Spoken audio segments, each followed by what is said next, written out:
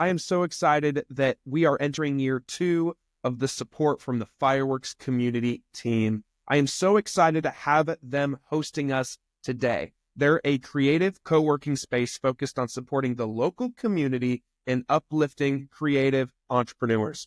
Get a free day pass when you book with them. You have to use code DRIVE, or if you go to see them in person to visit their beautiful space and meet their awesome staff, tell them Logan from Your Morning Drive sent you, and you'll get a free day pass to try the space yourself. Fireworks Co-working in Marietta, Georgia. Your Morning Drive is also present to us by Good Days Canned Cocktails.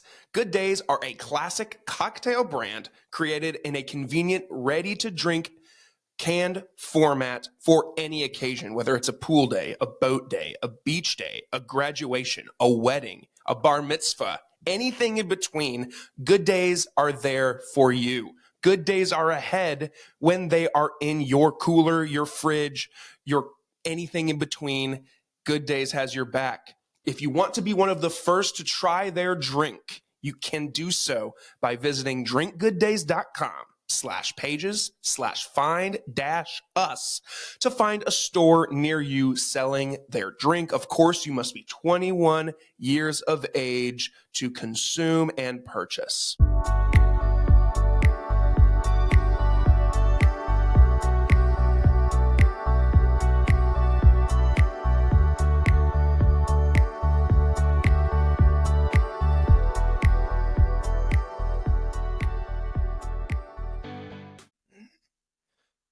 Hello, everybody. Welcome back to another edition of Your Morning Drive. I am your host with the most, Logan. We are coming to you from the Fireworks Studio in Marietta, Georgia. We are so glad you've joined us today.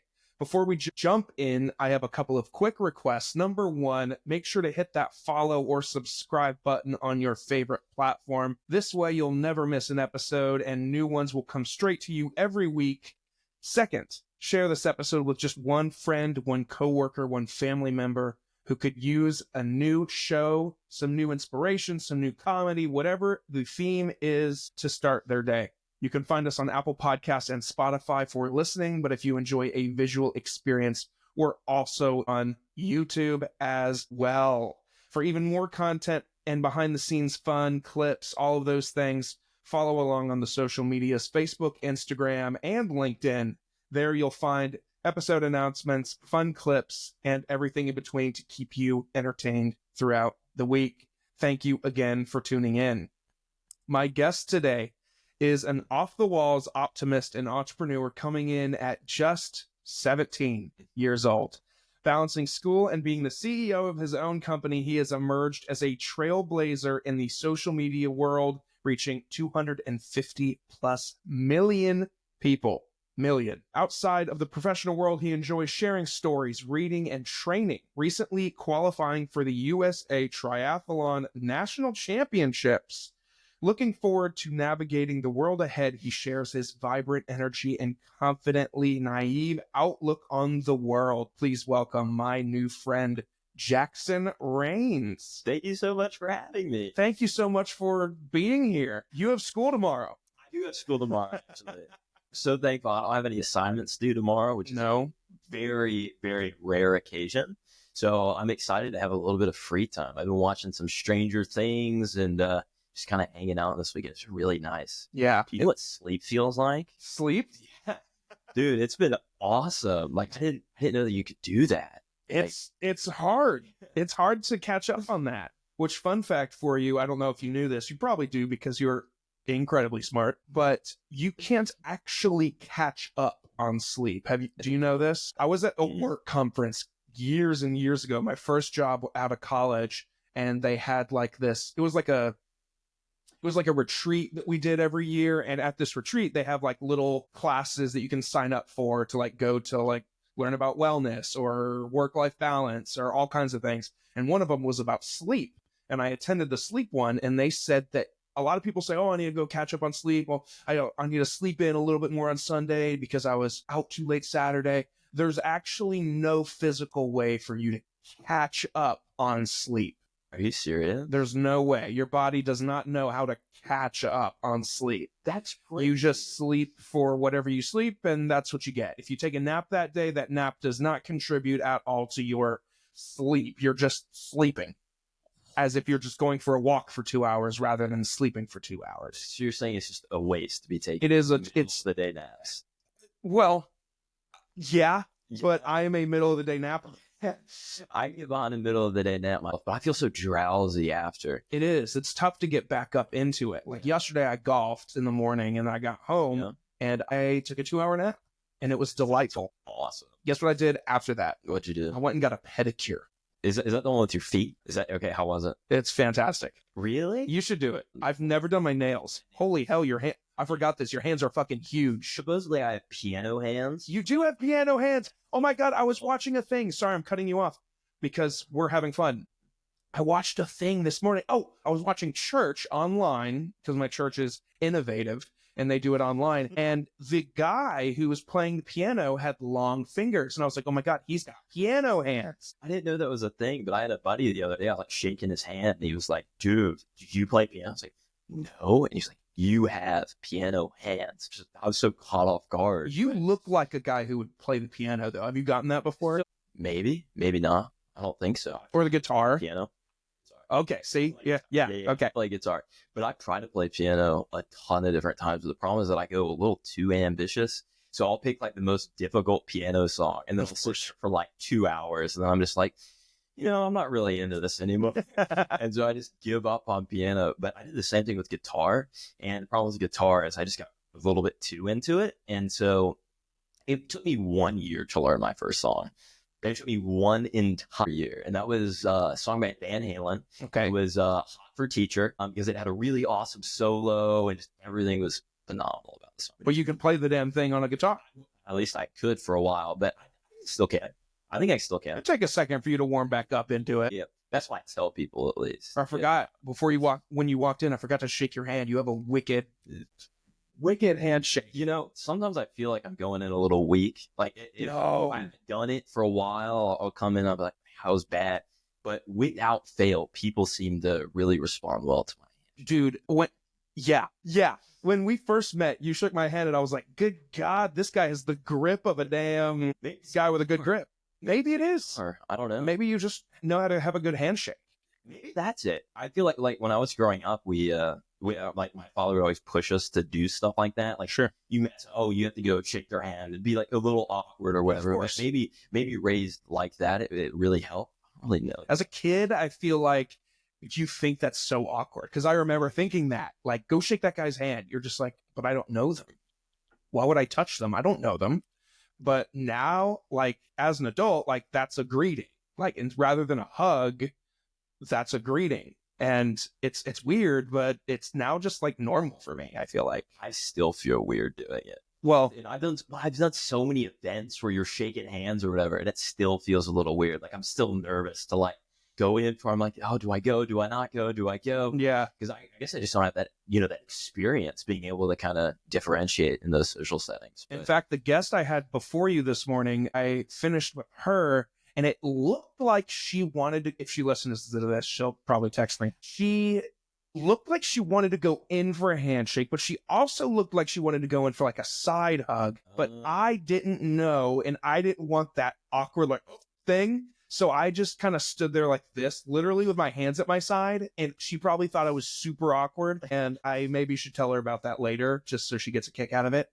But it's like this pressure of like, do I shake their hand? Do I not? Like, it's like that intermediate, how comfortable people are. Right. Some people are like super like, I want to keep to myself, right, whatever. And I've been even like in professional setting where you're shaking hands and people are like, no, I'm a hug person. Yeah. It's like I forgot that other people like people have different preferences. I will say that is weird though. Like if I was at an event where I was like, I've never done this, but if I did do like a speaking engagement and if I get off stage and, afterwards we're mingling and networking and stuff and some guy came in for especially a guy, not to make it about the gender thing, but like if a guy came in for a hug, I'd be like, that's weird. But, and now that I say it out loud, maybe if a random woman came up to me and was like, oh my God, give me a hug. Like I would think that's kind of weird. I guess I'm so like naive in the space that anything seems normal. That's true. But when I did my TED talk, I felt I got a lot of hugs. I got a lot of hugs from a bunch of different people. I was just like, oh, okay, this is what we're doing now. So I was just hugging everybody. What did you do a TED talk on? It was on irrational optimism. So I wanted to do a TED talk because I saw it. I was like, oh, this seems like a cool like adventure. Like this sounds like an exciting thing. I don't really know what I have to share, but I figured what makes me different, or what would something that be exciting for me to talk about. And I was like, I'm a pretty optimistic dude, like for good or for worse. And so I was like, I kind of want to talk about this. And so You said irrational optimism? Rational optimism. And we can dive into that if you want. Yeah, I do. But so, this is a while, I guess, since I gave the talk. So irrational. Yeah, I just want you to repeat the entire talk you gave. You know, what was your opening line? All these TED Talks, it always seems like they come out on stage and they're just like, the spotlight shines on them, and then they're just like, what the hell did you have for breakfast? And it's like always some like really gripping line that you're like, shit. Like you're like sit up in your seat and you're like, I want to listen now. But yeah. Go ahead, tell me about I it. don't know if mine was that good. I started with, do you remember when you were young? And so I wanted to start, because pretty much everybody there was older than me. Yeah. And so I wanted to kind of tell a story. I wanted to kind of put people in my shoes, or put in shoes from when they were younger. And so I was like, do you remember when you were young? And then I talked about having that optimism growing up, because people are like, oh, I want to be an astronaut or a movie star or a whatever. I want to be a podcaster. I want to be Mr. Logan Lewis. And that's awesome. Good for them. And then I talked about getting older. Like as I got older, that didn't really seem like the case. Like when I was younger, everybody was like, oh yeah, go for it. That's awesome. Everything's possible. And then slowly through middle school, high school, it's like, all right, it's time to be realistic. Yeah. And I was just like, man, like I did all the hoping, I did all the dreaming, and now we're here. Like, what's up with this? And so through the talk, I'm just trying to tell everybody that it's okay to still be irrationally optimistic, taking those risks in the face of uncertain success, or in face of all of those potential risks, still daring to take that risk anyway, because it's not about some end goal. It's about enjoying the process and the joy of a meaningful progress. That's the line I used. But that's the kind of the gist. And then I gave some examples. I talked about pivoting. Like sometimes something doesn't work out. Maybe you won't reach that end goal, and that's okay. And sometimes you do have to pivot. Like if your goal when you were younger is like, I want to be Superman. Like this is what I signed up for. You're giving this inspirational talk. Why am I not Superman yet? And so I talked about, there's this video from Hacksmith on YouTube. And what they did is they got together a bunch of engineers, and then they made like laser vision. So they spent all this money and all these resources and spent months designing. And so what I talk about is it's okay to kind of pivot directions. Maybe you can't fly. Maybe you can't shoot lasers out of your eyes. But if you continue to work at that thing and approach it with an open mind, you can still achieve what you're hoping for, or get that end desired goal, no matter how outrageous it is. So that's kind of what I talked about. I remember being very nervous. When was this? Maybe November. Okay, so just like 6 months ago, or like 4 months ago. Somewhere around there. I don't remember. Wow. All right, so I'm just kind of been blending together recently. I've been doing all my college apps recently. Okay. So everything's just kind of like, it's just been like a mush of the past 6 Yeah, days. I understand that. Yeah, it's a wild time. It's been an interesting journey, but I remember stepping on stage. I remember being super, super nervous with every big speaking event I do. I literally, I get on stage, I'm like shaking, literally shaking. And pretty much without fail, I'll pause in the middle of the speech and forget everything, and then somehow make my way back. So I think like 7 minutes in or whatever, I'm just like praying to the gods that I'll remember. Yeah. But it was a great experience. It was so uncomfortable. And I felt like I learned so much about myself just writing the talk. I wish I wouldn't have remembered it like bar for bar. I wish I would have went into it with a little bit more fluctuation. I get so nervous that I was like, if I can't default to this script I have, then I am completely screwed. Yeah. That surprises me that you say that you're shaking viciously on stage. Oh, yeah. Give me the vibe of a dude who will walk into any situation and you just, not in a cocky way, but you just are confident that whatever the situation is, you've got a good handle on it. So I really try. I really do try. And that's like my objective. And sometimes it really does work out that great. But, I mean, sometimes it doesn't. I think it's all. So I used to be incredibly reserved. Like I was super introverted. I didn't want to talk to anybody. I felt very self-conscious, and I was just like, I'm just going to do my own thing. Everybody else can do whatever. And I felt very uncomfortable talking to other people or coming on a podcast or, doing anything like that, where I had to be at the center of attention and I had to be sharing my ideas and I had to be vulnerable. Like that was the hardest part, is being that vulnerable, because I don't know if I've ever been that vulnerable as I have over, we'll say, the past year. I think I've done some pretty cool stuff over the past year, but that vulnerability was so difficult. And when I reached high school, I realized, hey, like I'm not on the path I want to be on. This isn't who I want to be. I want to be that guy that steps on stage and he's like, no matter what happens, if everything goes horribly. And by the way, I picked up the wrong shirt from the dry cleaners and found out like 10 minutes before I went on the stage. So it did not go. It did not go according to plan. I came into high school. I was like, this isn't what I want to do. And so I was like, all right, time for action. And so I picked up every leadership opportunity I could, which just so happened to be the same week I had this realization. They had tryouts, or I guess the runnings for student government at my school. And so I went all in. And so I made all the posters. And I told everybody I was running. I was like, I am running and I'm going to be that guy. And so in high school. Yeah. Your freshman year of high school, you did this? Yeah, this is my freshman year. I was running freshman year, and then it would be for sophomore year. So I was running for the sophomore class. Okay. Yeah. And I lost. I lost. And then I got appointed. So they called it something else because they didn't want to call it freshman class president, because the school was like, oh, we don't want to whatever, because the freshmen didn't get to pick somebody to run. It's just the school policy or whatever. Okay. So I got appointed effectively to freshman class president. I put it on all the cards, and anytime I would introduce anybody, and I said it so much that it ended up sticking. So I always say that I was freshman class president. But when I did that, I just did every speaking opportunity that I could. And I was terrified for all of them. Like speaking opportunity, like at school or even outside of it? I mean, well, outside of school hours. It's like, so I'm in the magnet program or whatever, and we have parents come in that want to tour the school, learn more about the school. And so you're in a room with like, let's say like 200 to 400 people. Yeah. I mean, that's a lot, especially from somebody that's never spoken. Right. Someone who's incredibly introverted. That's scary. And they'll be like, all right, who's going to make all the announcements? Who's going to interact with all these families? Who's going to lead all the tours? And I was just like, I'll do it. And through that experience, I learned to be comfortable with being that uncomfortable. And I just have continued to do that since. So I told my story at the Moth. I don't know if you know what the Moth is. It's like a storytelling event. They have a bunch of them across. I think they're international now, but in that, and I told this story. And that, I think that out of any of the things was the moment I was most terrified. The Moth. Yes, though it's called the Moth. You can look it up. It's on anywhere you listen to podcasts, and there's some really phenomenal stories on there, like people that are really, really good storytellers. And so I saw that, and I was like, oh, that sounds like a fun thing to do. Let me go do that.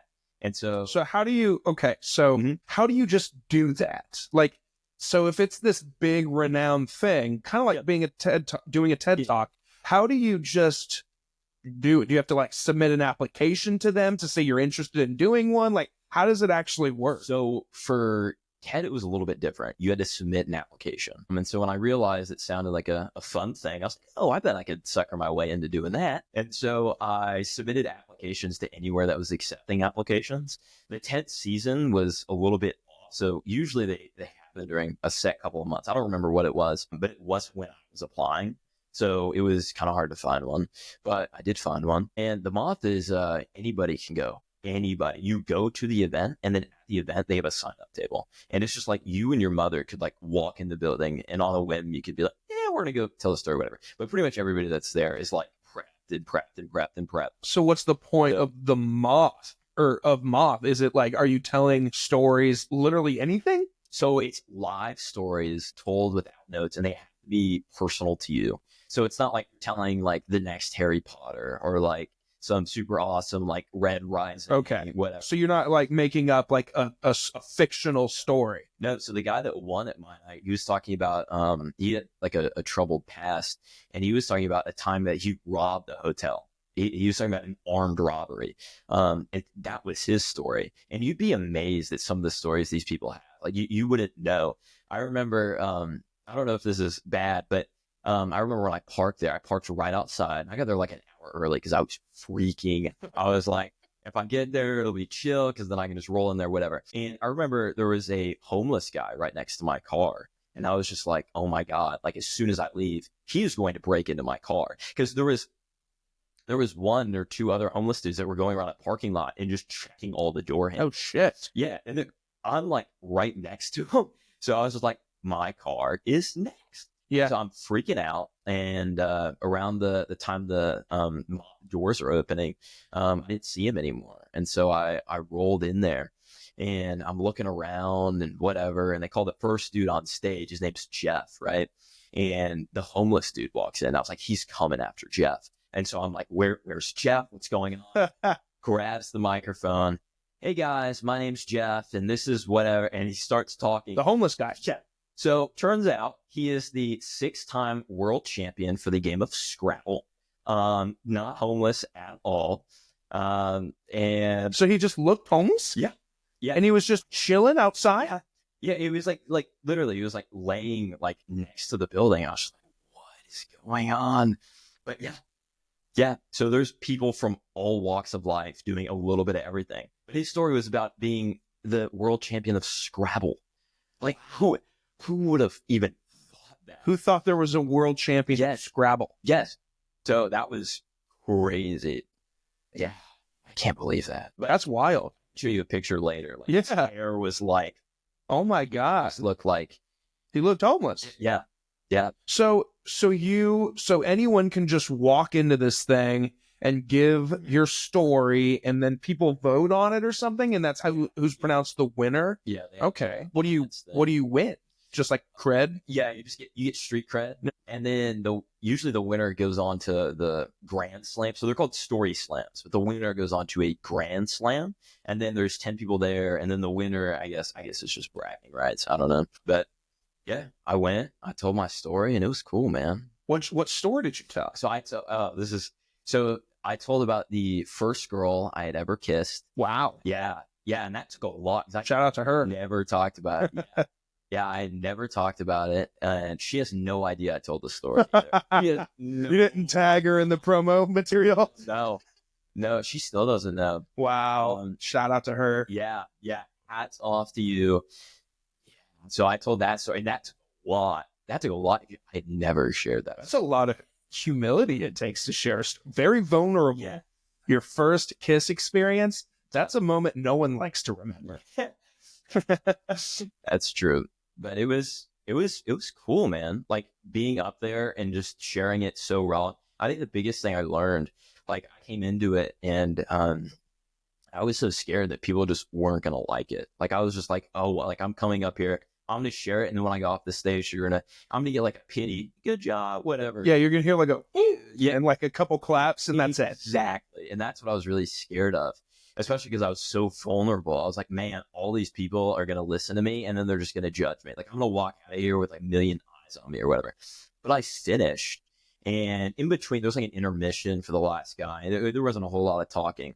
But I remember when I was done, there were some people that walked up to me or like, I really felt those emotions. Like, I understand like where you're coming from, and I have the greatest respect like for you. I mean, that like felt so like, I guess, impactful to me. I don't think I've had that overwhelming feeling before because I felt seen, you know? I felt like people saw me like raw and unpolished, and nobody hated me. Like I was like, oh my, like people like liked me like that.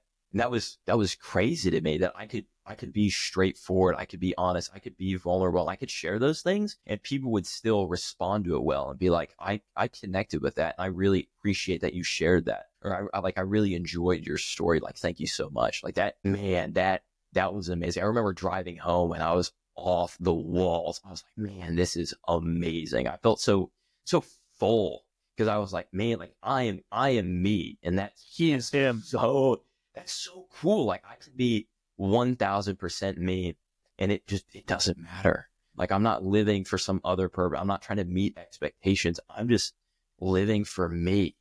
And like, man, that was powerful. I do remember, though, if anybody from McDonald's is working or listening to this, I remember trying to go to McDonald's and get an ice cream after. And McDonald's, the ice cream machine was broken. It was broken, and I was so upset. Yeah, on my way home, I was trying to get some ice cream in the McDonald's ice cream machine. So you were just riding this high. You met the world champion of Scrabble. Yeah. And then you wanted to celebrate with a McFlurry or a damn ice cream cone. Yes. And you couldn't. Yeah. So what'd you do instead? I was like, you know what? I am feeling so great. I kept driving, and I just kept driving. Like, past my house, and I was just like, I'm riding this out because I love being in the car. Like the rumble and the hum and the music feels great, and it's just quiet. It's just you and the music, and you're just. That's the introvert in you coming out still. Absolutely. Somewhere in there, in this extrovert that I'm sitting in front of, there's a little introvert that every once in a while is like, me. Absolutely. Did you struggle a lot with being seen growing up? I mean, I say growing up, but you're still growing up. And that's another question. I have so many questions. I'm not even looking at the notes I prepared. And I'm not even trying to take good notes. I'm just off the cuff. Yeah. This is the most off the cuff conversation I think I've had in a long time, which makes the best podcasting content. But do you struggle with, well, man, I'll ask that question. Yeah, I'll ask that question. We can dive into it now if you want. Well, yeah, fuck it. Yeah, we'll ask it now. So give it to you straight, no matter what. So if you want to tackle any of these questions, whatever order, we're on a roll now.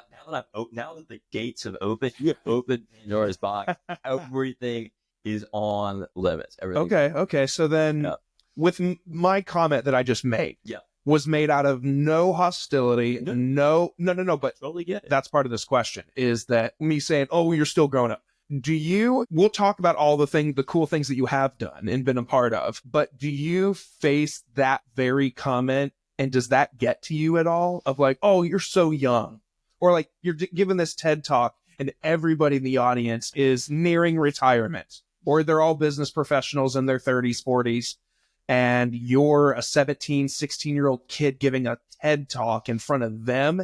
Do you ever get that, oh, you're just a kid, you don't know what you're talking about? You know, I really thought I would.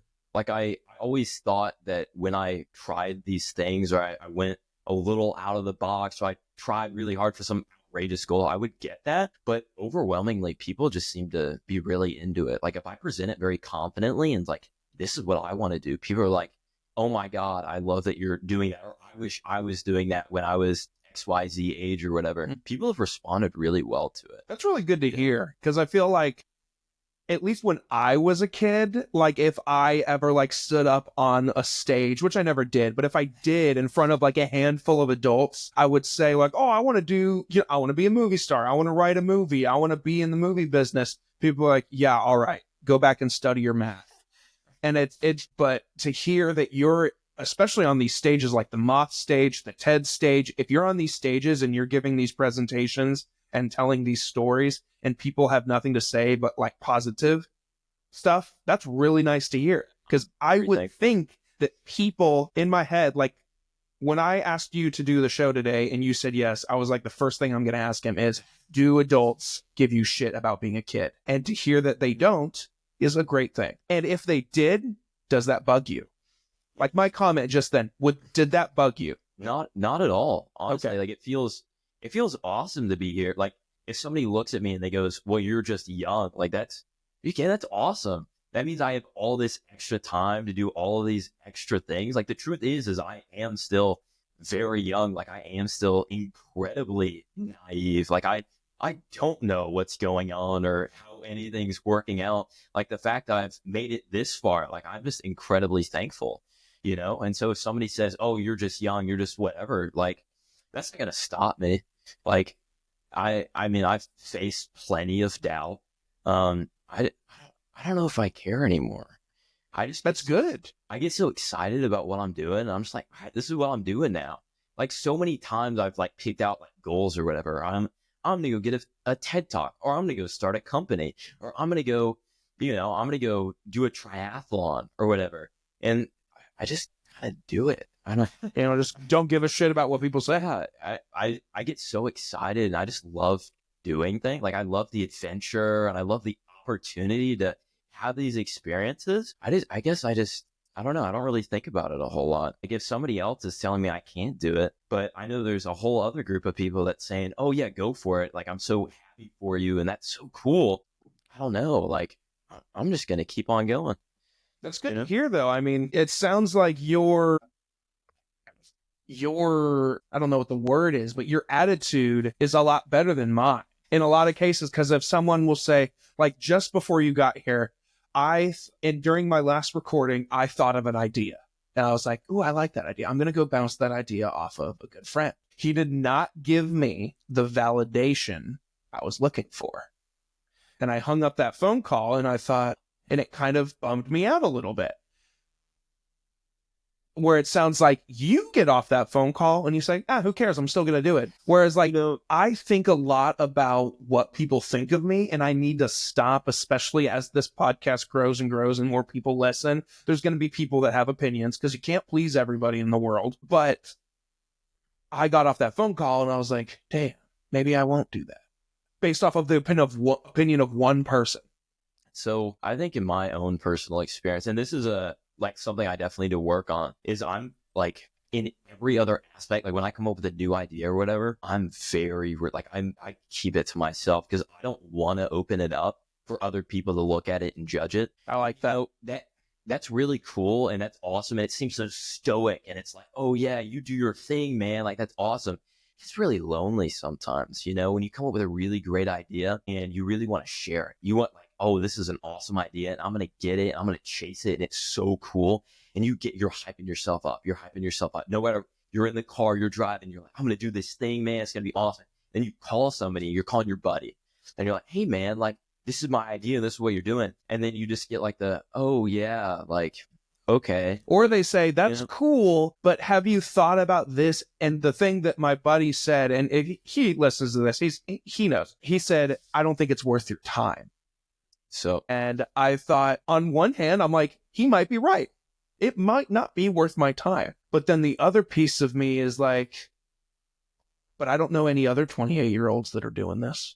And 28? Yeah. Oh my God. I'm 10 years older than you. It's crazy. Isn't it? Wow. I see like so many qualities of myself. That sounds like such an old person thing to say. You remind me of me when I was your age. But like I remember when the first time we met and Courtney was like, can you believe that guy? He's 17. And it was after you already left the room. And I was like, shut the hell up. There's no way this kid is 17. She's like, he's 17. He's in he has school tomorrow. And I was like, oh my God. But anyway, all that to say, I mean, I think about what people say a little too much, where I need to do what you do and bottle it up, but it is lonely. Luckily, I have a wife that I can just go home and just throw shit at her. And some things she's like, you should really do that. But then other things she also will say, I don't know if that's worth your time. And when I said that initially, that's not worth your time, you got excited. Why did that make you excited?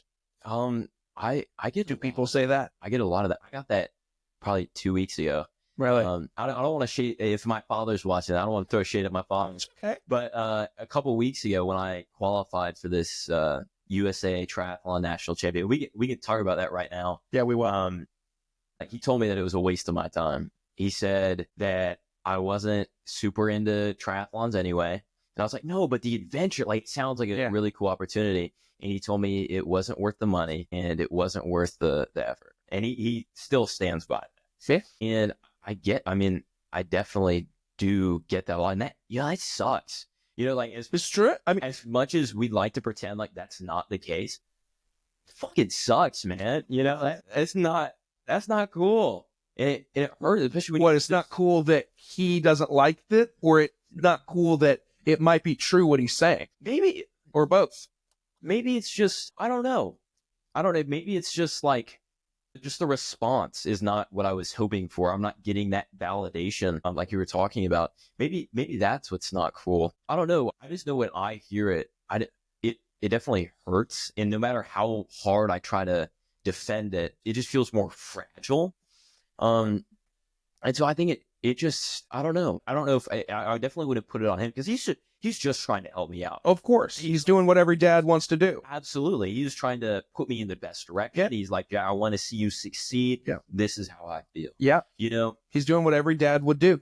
You would do it. I would do it. Absolutely. So I think maybe just reality sucks. I mean, maybe that's a hard truth to swallow, but I don't know. But at the same time, to take that argument and use your own argument from earlier against you, you could pivot.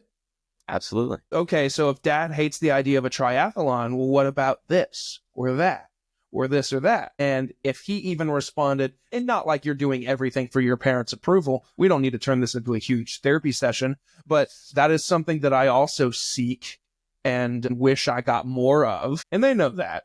This isn't new news. So if they hear this, they're not going to be totally blindsided. But I think everybody seeks approval from their parents, right? Yeah. Or seeks validation from their parents. And that's something that I struggle with, Jackson, even outside of like business. I just seek validation, period. Like whether it's from a coworker or a colleague or someone I don't even know, I seek validation from everybody. So like in that phone call where I pitch a business idea to a buddy and he says no, he doesn't say no, but he says, like your dad, he said, I don't know if that's the best use of your time. I don't know if that is going to be worth it for you in the end. Or what's that going to do?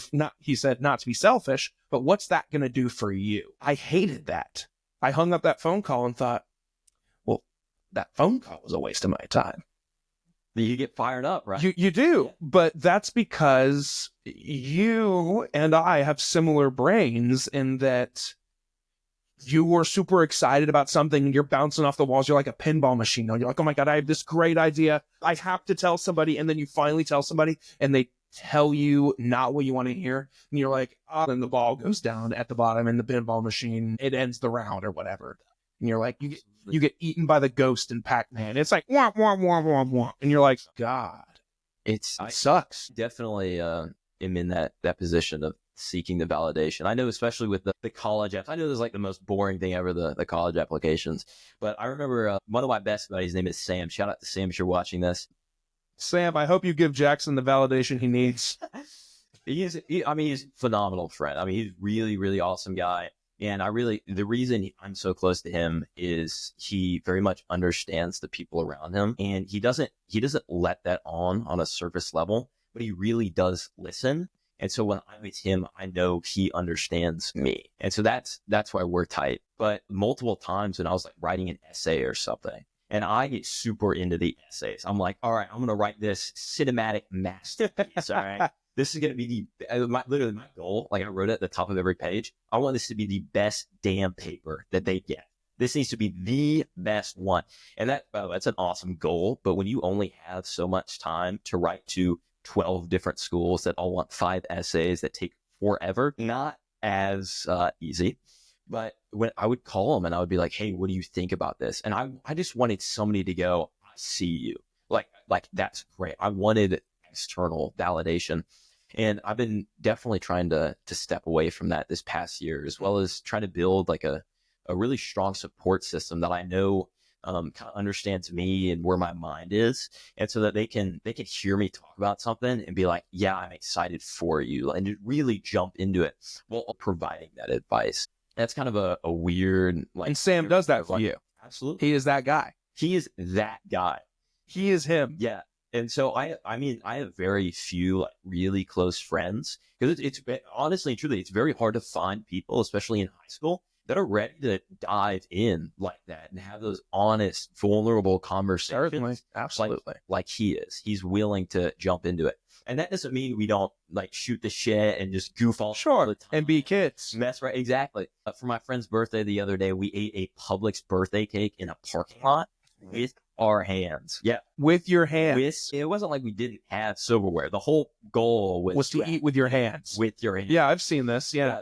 And that's awesome. So we're just goofing off, messing around. So it doesn't always have to be serious. No. But having those people that are really able to kind of jump in. And as I've gotten older, I've found a lot more of those people. I was with my buddy Jeff the other day.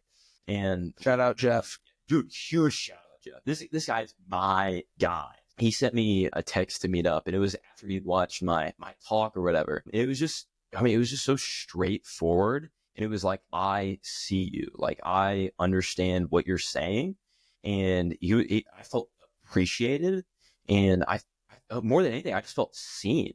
Like, he was like, I know this was hard, or I really respect this, or I don't know. He said something that just hit a nerve. And I was just like, man, like, he understands. And so I got coffee with him the other day, and we must have talked for 2 hours or something, but it just flew by, and we were just talking. And I haven't had that in a long time outside of Sam. And so I've been slowly building that group that can support me in that way. Because, I felt very alone in different portions of my life, and I don't think that should be a goal. Like, that is To be alone. Yeah, that is not where I want to be. Like, I want to, maybe it's okay to look for that validation or that support from those people that are important to me. I think it's just about finding the right people, And, I want to go back real quick and say that, of course, the buddy that I bounced my idea off, he is also he is Jeff for me. He is the guy. He is him. He is Timothy Chalamet. And, sometimes you do need those people, though, who aren't afraid of letting you down.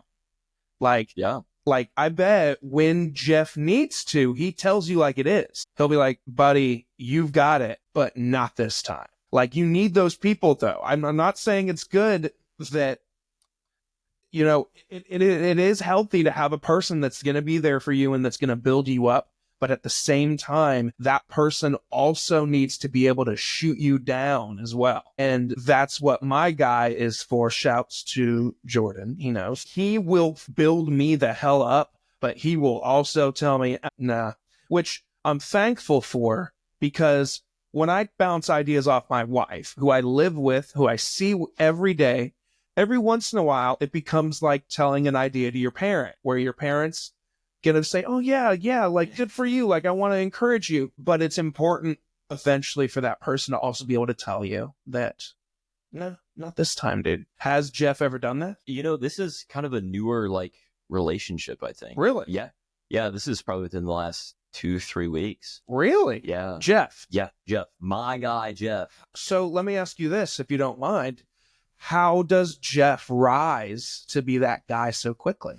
I've known him for a while, so we have been friends for a while. Okay. We haven't reached that level of connection. He got promoted to my guy, Jeff. It was what made that change? Well, I guess for a while, we've had some pretty good conversations, right? But did you just have that talk where you guys had a heart to heart, and something it's like a dat in the universe just happened, and you guys are just homies for life? I mean, once you have those kind of connections, you're locked in. You're locked, man.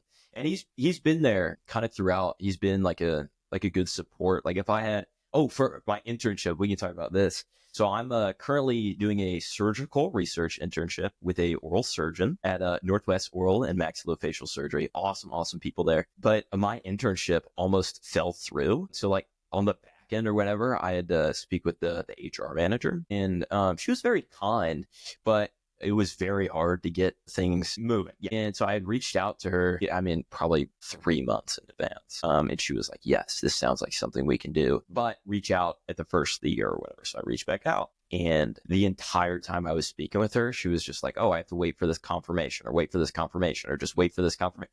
And it was just continuous. And they threatened to kick me out of my magnet program.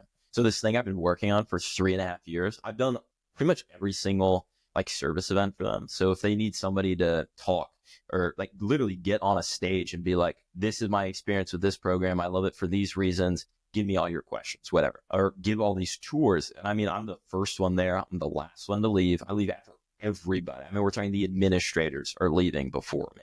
And so I gave all this effort in, and they're going, yeah, we're actually going to kick you out. And so I was this close to having everything fall apart, because if I got kicked out, I'd have to email all 12 schools I applied to. And so I was right there. But throughout the entire process, I was bouncing emails off of my guy, Jeff. Or if I had a problem, I was like, oh, do I call them? Do I call them? Do I do this? Do I do whatever? Because I didn't want to be too much, because sometimes if you come at it a little too strong, people are like, whoa, you know? And so I was like, do I do this? Do I do whatever? And so he was really helpful and supportive during that. And so I definitely have some experience working with Jeff or having that connection. But this most recent conversation was kind of what solidified that. I think we're going to go on a trip soon. You and Jeff? Yeah, me, Jeff, and then some of the other boys. We're going to go to, I think, to Amicalola Falls and just go do a little hiking. And then there's a drive-in up there. Yep. And so here's the catch, though. Everybody has to leave the phones in the car. Yep. Leaves the phones in the car. And everybody gets one disposable camera. And you have 20 images to capture the whole thing. So that's why, and I'm going to develop them all, hand them out, and that's going to be our trip. So you have one disposable camera. You have 20 photos for the whole, however long the trip takes. And it's going to be a good time because I'm going to pick those people that I can have those deep conversations with, and people that I feel like I can uplift, and people that can uplift me in this almost like this really nice support system, you know, and just some really like top-notch people. I really love people. And so finding those people is so cool. Like I get so excited, but yeah, I think we're going to go on a trip soon. I could just tell that you're a people guy, which is so crazy to hear that you were the introvert. Okay. That is so, were you a people person when you were an introvert? Were you just like, I love people, but I don't have the energy? Maybe, I don't know. I genuinely don't know. I think, or were you just a different guy at that point? I think I'm just a different person. When did you change? I think high school, when I realized that I wasn't going down the right way. Right. I wanted to change. And then you were like, I'm going to do every leadership thing I can. And then you ran for president, lost, and then got appointed. They really liked my interview and my application video. So they let you do like a application video or whatever. And most people are like sitting in front of their like, in front of their computer, and they're like, I should be president because X, Y, and Z and diversity and other things that buzzword, they're just sitting there and they're reading off the screen. You can see, you could see their eyes going from side to side. And so I was like, all right, I want to make it fun. And so there's like clips of me like reading lines and then like flipping eggs in the pan, just like stupid stuff. You're like reading the Constitution, but also building a Lego set, but also vacuuming with your foot. You're like, if someone can be this multitask, think about all the things I could do for our school. Exactly. That's what I wanted to be. I wanted to be different. I wanted to be a little wacky. And I think I lost the vote, but my thing was like so random. There's a vote. I lost the vote, and maybe I didn't do my my demographic research, and I didn't do enough analysis. It's the best of us. Yeah, they appointed me because they said they really liked my video and they liked my interview, and so that's why I came into the position. It was so we're bouncing everywhere. We are no. There's no structure to this whatsoever. Okay. So what brought you here to Fireworks? I mean, so you're a senior. Yeah, you're a senior. That's cool. Why did you look for Fireworks? What brought you here? Why'd you stay? So how did I end up here? I was running a startup, like digital marketing company. I really did a little bit of everything because I was doing, the business model drop shipping. Yeah. Oh yeah. I was doing a whole lot of drop shipping, and that's such a negative connotation. But I tried to do my best and be an ethical, like as great as I could. And so through that, I was able to build a lot of like really important like business skills. And the one thing I was really good at was the social media. And so I just kind of kept doing that. I kept running these different brands or whatever. And it was last summer. I was like, I'm working on all these things, and I feel, why do I feel good when I'm at like a coffee shop and everybody's doing different things? Why do I feel so good when I'm there versus when I'm in my room by myself, sitting on the bed, looking at my computer, looking at the analytics, going, all right, this is my plan for the next day. This is what I'm going to do. And just being stuck at home. And what I realized is that having that community of people that is just so excited. Like when I came here, I found out that the same day I toured, I was like, all right, I'm doing this. Just because everybody I talked to was so excited about what they were doing. I was like, I need this in my life. Sure. Because I want to do things, man. Like I want to go have a successful company. That sounds so fun. Those are things I want. And I think this is the step for me, being surrounded by these people, I can work on my people skills. I can get this awesome free coffee. I can sit in my spot every day. I can have that routine, and I can just work on this thing.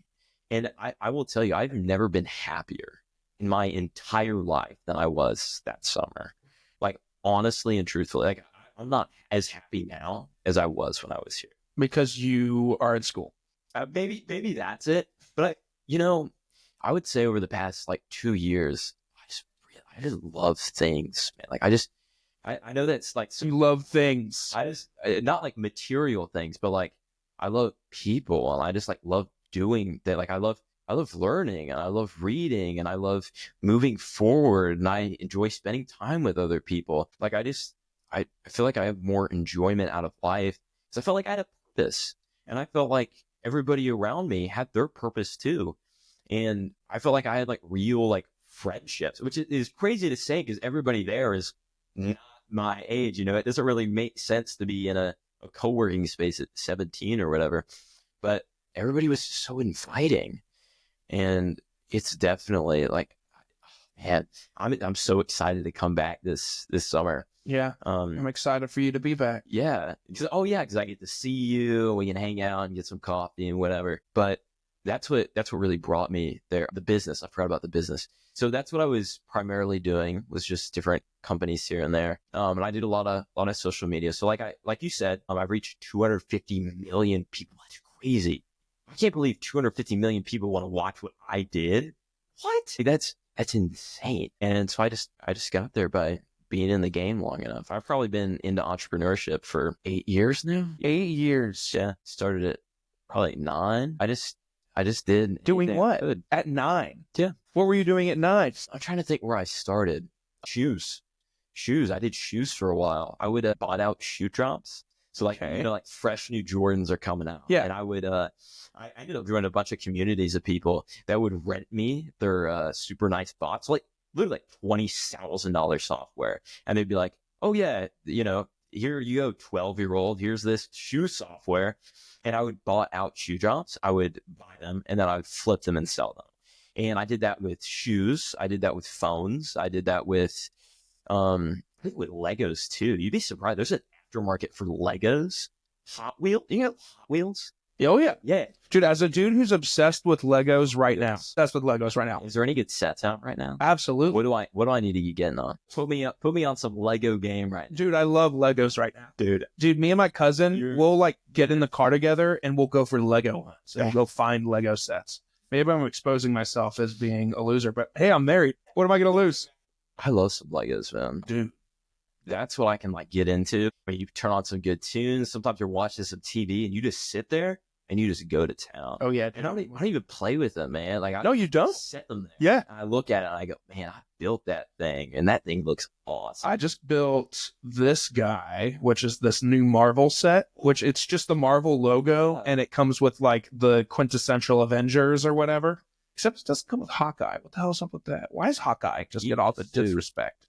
I should. Do legal action. I should. Incredibly upsetting. They got the Avengers except Hawkeye. Why? Maybe they couldn't get the license. Maybe they just couldn't get the license. It's Marvel. Maybe they got like halfway through and they were just like, Hawkeye's a little too expensive. And then I went and bought like the Dark Knight, the Batmobile, the Tumbler. That thing is sick. Doesn't it like transform? Isn't that like part of the deal? Transform? I thought it did. Does it not? It does not. I mean, I can put Batman in there, and it came with little Joker and Harvey Dent as well. God, I'm obsessed with Legos right now. What is the Lego set? What is like the Death Star? Probably not mine. I don't own the Death Star. 2 days ago, I was looking up the Death Star to see how much it was. What, like $850? Yes, but it's so bad. I went to the Lego store in Alpharetta 2-3 weekends ago, and it was there. No, so I'm sorry, it was not there. I misspoke. It was not there. In fact, I took all kinds of fun little Lego videos because I was like, I'm going to make a cool reel of me going to the Lego store, but I never did. So I got all kinds of cool little shots like that one. Like that's inside like the little Lego thing and stuff. I love Legos. Dude, I am a Lego man by heart. That's what I did all growing up, was just Legos. Next time I go to the Lego store, I'm bringing you with me. Dude, we should go. That would be a lot of fun. Lego meetup. And then we can make the reel. We could make a reel. We can make the Lego reel. And then we could reach 250 million people. That's the plan. I think you go straight Lego reel, 250 million people. I think your life changes overnight. Yeah. And then you get like yourself like a Michael Jordan mansion, you know? Not even that. I just want Lego themselves to sponsor this podcast. They don't even have to pay me. I just want Lego's name attached to it. I just want like them to be like, hey, if you want a podcast to listen to, you should listen to Your Morning Drive because he talks about Legos. Please. That'd be so cool. I bet you can make it happen. Here's what we do. Goal for 2025. That'd be amazing. That's a big goal. Sponsorship. Big goal. Lego sponsorship. You're a big man. You can make it happen. What's that mean? Yeah. I love that joke. So yeah, that'd be a great goal to have. So here's what we do. We go to the Lego store. We make a reel. And Lego sees the reel. What do you make a series? We can make a series of like 3 Lego reels. Maybe that's too many Lego though. Oh, no, too much Lego. Never too much Lego. I thought of this fun idea to go on Instagram Live and build Legos and call it Legos with Logan. But okay, so I did it. I did it when I was building the Batmobile. I went on Instagram Live on like a Saturday afternoon at like 5 o'clock. Bad time to do it. Nobody joined. Like 7 people. No. I have 1,200 followers on Instagram. 7 people. 1,200. Wow. You're a popular dude. I guess. Not like followers mean anything. Because that's so true. That's so because like I would rather have 50 loyal followers that buy everything I do than 1,200 meaningless people that don't care. Dude, let me know next time you're Lego living. I want to see this. Legos with Logan. Legos with Logan. I will tune in. That has legs. Legos with Logan. I want to see that because that is something I genuinely would watch. What if we did Legos with Logan, but we did like as a series where I go and look for Legos? That'd be cool. What if you pick like hard to find sets or whatever? You make like a whole like adventure out of it. That'd be fun. You know, you can even document the process there.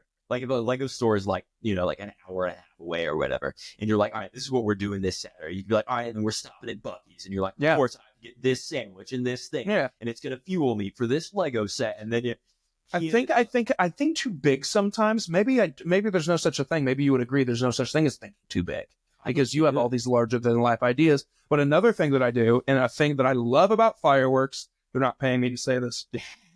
They do sponsor this podcast though. Do they really? For you? Yeah. Oh, that's all. What an awesome sponsor. For real. The first sponsor I ever had. Real stuff. If anybody's listening, this is the best spot. I did all the background for you. I looked at all the co-working spots. This is the best spot because it's not a co-working space. This is a community. Family. This is a community. It is anything. You talk to any of the people here, you go, oh yeah, I was looking to do X, Y, and Z. And then they go, okay, that person's in the corner. Why don't you just go talk to him? Yeah. And it's just like it's crazy. And everybody's doing so great. If you really want to feel inspired every single day, and I know that sounds so corny, but there's so much energy here. Like it fills you up. It fills you up and it's contagious. And you're going to go back to your computer after like a 5-minute conversation with somebody you've never met before. And you're like, oh my God, I learned this, and that. And you're going to jump on that computer and you're going to be so productive. At least that's how I feel. It is. The best spot to be. Fireworks. Check it out. Yeah. Love that little mid halfway through the space ad, but it's true. And, another idea I had was, what I love about fireworks is the little candy tray in the kitchen. I love the candy. I love candy. I'm always been a candy freak, specifically Airheads. Oh, I remember talking about that. I won't lie to you. And if the fireworks people hear this, I'm sorry. Every Sunday when I come here, and I record my episodes, I go straight to that candy tray. It's the first thing I do. I swear to God. First thing, check the cameras. First thing I did was I went today, February 9, 2025. I went straight to the kitchen, got every Airhead that was on the tray. Not just 2, not just 1, every Airhead that was on that tray. That's amazing. In fact, last time I was here, I asked Courtney where they hide the candy. Because I want to eat the Airheads specifically. I should have brought you some, man. You have Airheads? No, but I would have gotten some for you. Oh, no, you don't have to. I would have gotten some for you. That's so awesome that you. So I was like, I would love to have Airheads sponsor this podcast because I bet you could get it. I DM'd them on Instagram and no response. No. But I was like, I need to contact them somehow. How do you contact these huge companies? I bet if you found like every possible email for Airhead, like one, maybe you email like the HR people, and then you email the marketing people, and then you email, You email a little bit of everybody. Somebody will see it. Dude, right? But are they going to sponsor a local podcast from Georgia? Maybe. Who knows? Maybe. Have you tried? No. Exactly. Now, you know what I could do? And maybe this is an idea that I just came up with at this very time. Could I ask ChatGPT to find every public Airheads company email address? Do you think they have that ability? Should I try it right now? I've tried it before. Okay. And I was talking to Courtney. She is super, super good when it comes to Really? prompts. Yeah. She helped me write a 1-page prompt one time. Literally an entire Word doc because I wanted to prep for an interview. Okay. So I had to scrape the internet for every piece of information on this certain dude I was talking to there. Okay. And it gave me a background of like all the things he's done and then like information on this research he'd done. And so it's I uploaded a PDF and it summarized like a 150-page research document. Wow. And it was just like, all right, ask these questions. These are some exciting things that align with your interests that you set out here. There's some really cool things you can do on ChatGPT. I'm looking at it right now. Literally, find me every public Airheads email address so I can email someone from the company. If you find the formula, so this is a little sauce for you. Okay. If you find the Airheads formula, like for their corporation, like what their email formula is, if you go onto LinkedIn and then find like, we'll say like 5 people, and you're like, okay, these 5 people could get me this sponsorship. And then you put in that formula with their name, you can go on there and you can get directly to them. So when I was emailing, I wanted to talk to a bunch of surgeons because I was just interested in learning and I was looking for this internship. What I would do is a lot of these places actually have really similar email addresses. So you can just pick their name and then put it into whatever formula and you can kind of play around with it. Like jacksonr@airheads.com or something. Very common that they call the exact same formula. Yeah. Like it's either like first name dot last name, first name underscore last name, last initial first name. Yeah. Like it's simple. And there's actually some generators that'll do it for you. So what you can do is you can put in the person's first name, last name, and you can put the website extension and it'll give you 30 email addresses that it could possibly be that are like standard like formulas or whatever. You throw it into your Gmail and the one that pops up with a picture on it, that's your guy.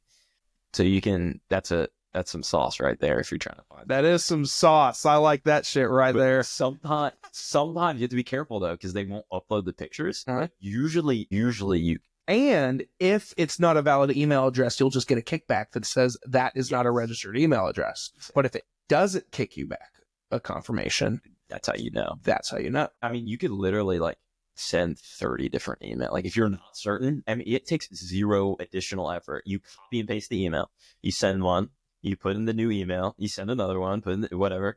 Like you can go through, I mean, you might get marked as spam. So. I know exactly what I'm going to do tonight for Super Bowl that I care nothing about, except for the advertisements and the movie trailers, because I love those.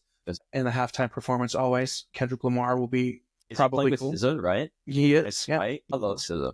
Do you? I'd be behind some SZA. SZA makes some love-making music, Jackson. That's what she makes, is love-making music. Well, I have it for when I'm ready. So while the game is on that I care nothing about, I will do it. I'm reaching out to Airheads tonight. You know what you can do is if you find a list of like, I bet if you found a list of even like 100 companies and then you just did this for all of them, the chances that one of them hits you back and is just like, hey, like we can like maybe do this or we can like maybe do this. And I mean, yeah, you get one, right? It'd be cool to be able to say, I'm sponsored by Airheads. Right. Even if they, have you ever seen how people will invite companies to their wedding? Have you seen this? And then they won't come, but they'll send them just, imagine if Airheads was like, we don't want to sponsor your podcast. That doesn't make sense for us. But here's 12,000 Airheads. We will give you Airheads for the rest of your fucking life. That'd be or Lego. Amazing. We'll give you Lego sets for the rest of your life if you just keep casually talking about Lego. If you can get sponsored by, dude, I want to start a podcast. Like that. If that's I'm surprised you don't have a podcast just like this. Thought about it a couple times. I thought it'd be cool, but if I'm going to invest my time, I'd rather it be like, I don't know, like a business or something. Like I love talking to people. I love meeting new people, but I think there's so many people that do it better than me. And I think there's so many people that enjoy it more than me. Like I think that's true. A perfect example. You are like built, but you're so excited and you're very passionate about this whole podcast thing. You're the kind of guy I want to be behind that microphone smartphone. Not just me who's just interested in because it seemed like a cool business model or whatever. I don't know if it's something I'd be super excited about. I mean, that's true. And that goes back to the person in your life saying, is that worth your time? Because they're thinking of it from a time standpoint, but they're also thinking of it in like it'd be like, I'm not super into cars. Like, I like cars. Don't get me wrong. Like, my brother, he got the car gene. He drives a cool Camaro. My dad has a really old Camaro. So him and my dad share the car thing. So if I went to my dad and was like, hey, Dad, I want to organize a car show because it's a cool business idea. He'd be like, okay, that's cool, but is that a good use of your time when you don't appreciate cars like your brother does? If my brother went and started a giant car show thing, a yearly meetup thing, that would be cool, and it would make sense for him because that's his shit. But if I did it, it wouldn't make sense. You know what I mean? It'd be like if Michael Jordan started a fragrance. It'd be like, dude, you're good at basketball. That's like the divorced stepdad special. Like, I feel like that's who would be wearing Michael Jordan clothes. For sure. Yeah, For sure. That's why I meant. Oh, you smell good. What are you wearing? It's actually Jordan. It'd be like, is it just the scent of brand new basketballs, like out of the box? Please, that'd be great. Like fresh leather.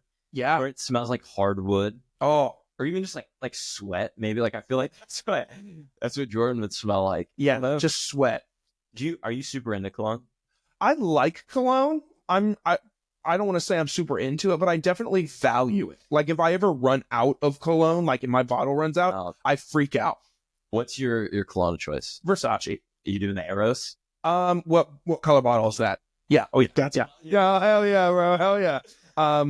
That's a good one. I just got it as a gift maybe 5 or 6 years ago for Christmas from my parents. Yeah. And ever since then, I was like, I just kind of made it like a yearly re-up for Christmas. So like, get me a new bottle of Versace cologne every year. But this year they did not. No.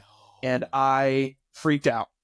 But luckily, my brother got me, he's super into fragrances and colognes. Okay. He got me this new thing I'd never seen. I'll send you a picture of it when I get home, but it's like, it's a Versace brand, I think, but it's called like Blue Jean. And it looks, and it smells like, it smells like you would think like Morgan Wallen smelled, like a country artist. It has like a bluegrass, blue jean. It was like, it's very rare. Like, no one's ever heard of it or seen it anywhere, but it's in my bathroom right now and it smells very good. You have like this super awesome, never before seen, like, great. Yeah. Bathroom. And the bottle is really cool. And it's like it's the color of like blue jeans. It's really cool. Good. When the bottle, you pull up the bottle and you're like, yeah. My sister got like 4 fragrances for Christmas this year, and each bottle she pulled out, I was like, what the fuck are these companies thinking of, bro? So I went to Victoria's Secret the other day. Okay. I was at Victoria's Secret, and I was with a friend. I was supporting. I was gonna say, I don't know. Number one, whatever. why? Yeah. Did you help her try on the size that works for her? It's the oldest trick in the book. So I was there. She was looking for some. I don't even remember. I think she had a gift card to like Pink or something. She was like, I need to blow this card because it's gonna run out. So I don't remember what we ended up doing, but I looked, and dude, there was like a gift set or whatever with like 500 bajillion fragrances, and I was just like, why don't I have 500 fragrances? Like, I want to smell like peach fuzz candy. Like, what is this? Did you buy it? 100? No, I mean they're all perfume. So I was very upset. Why can't I have 100 manly scents? You know, that is very upset. Have you ever thought about starting a fragrance company? You know, that'd be cool, but I didn't know what the market would be like for that.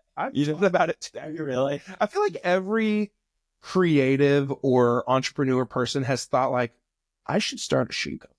Or this morning, I was thinking about it. Yes. Like, I've always thought like, I could start a company about that. But like, how am I going to be different than everyone else? That's the problem. Have you thought about doing clothing as well? Clothing? Absolutely. Yeah.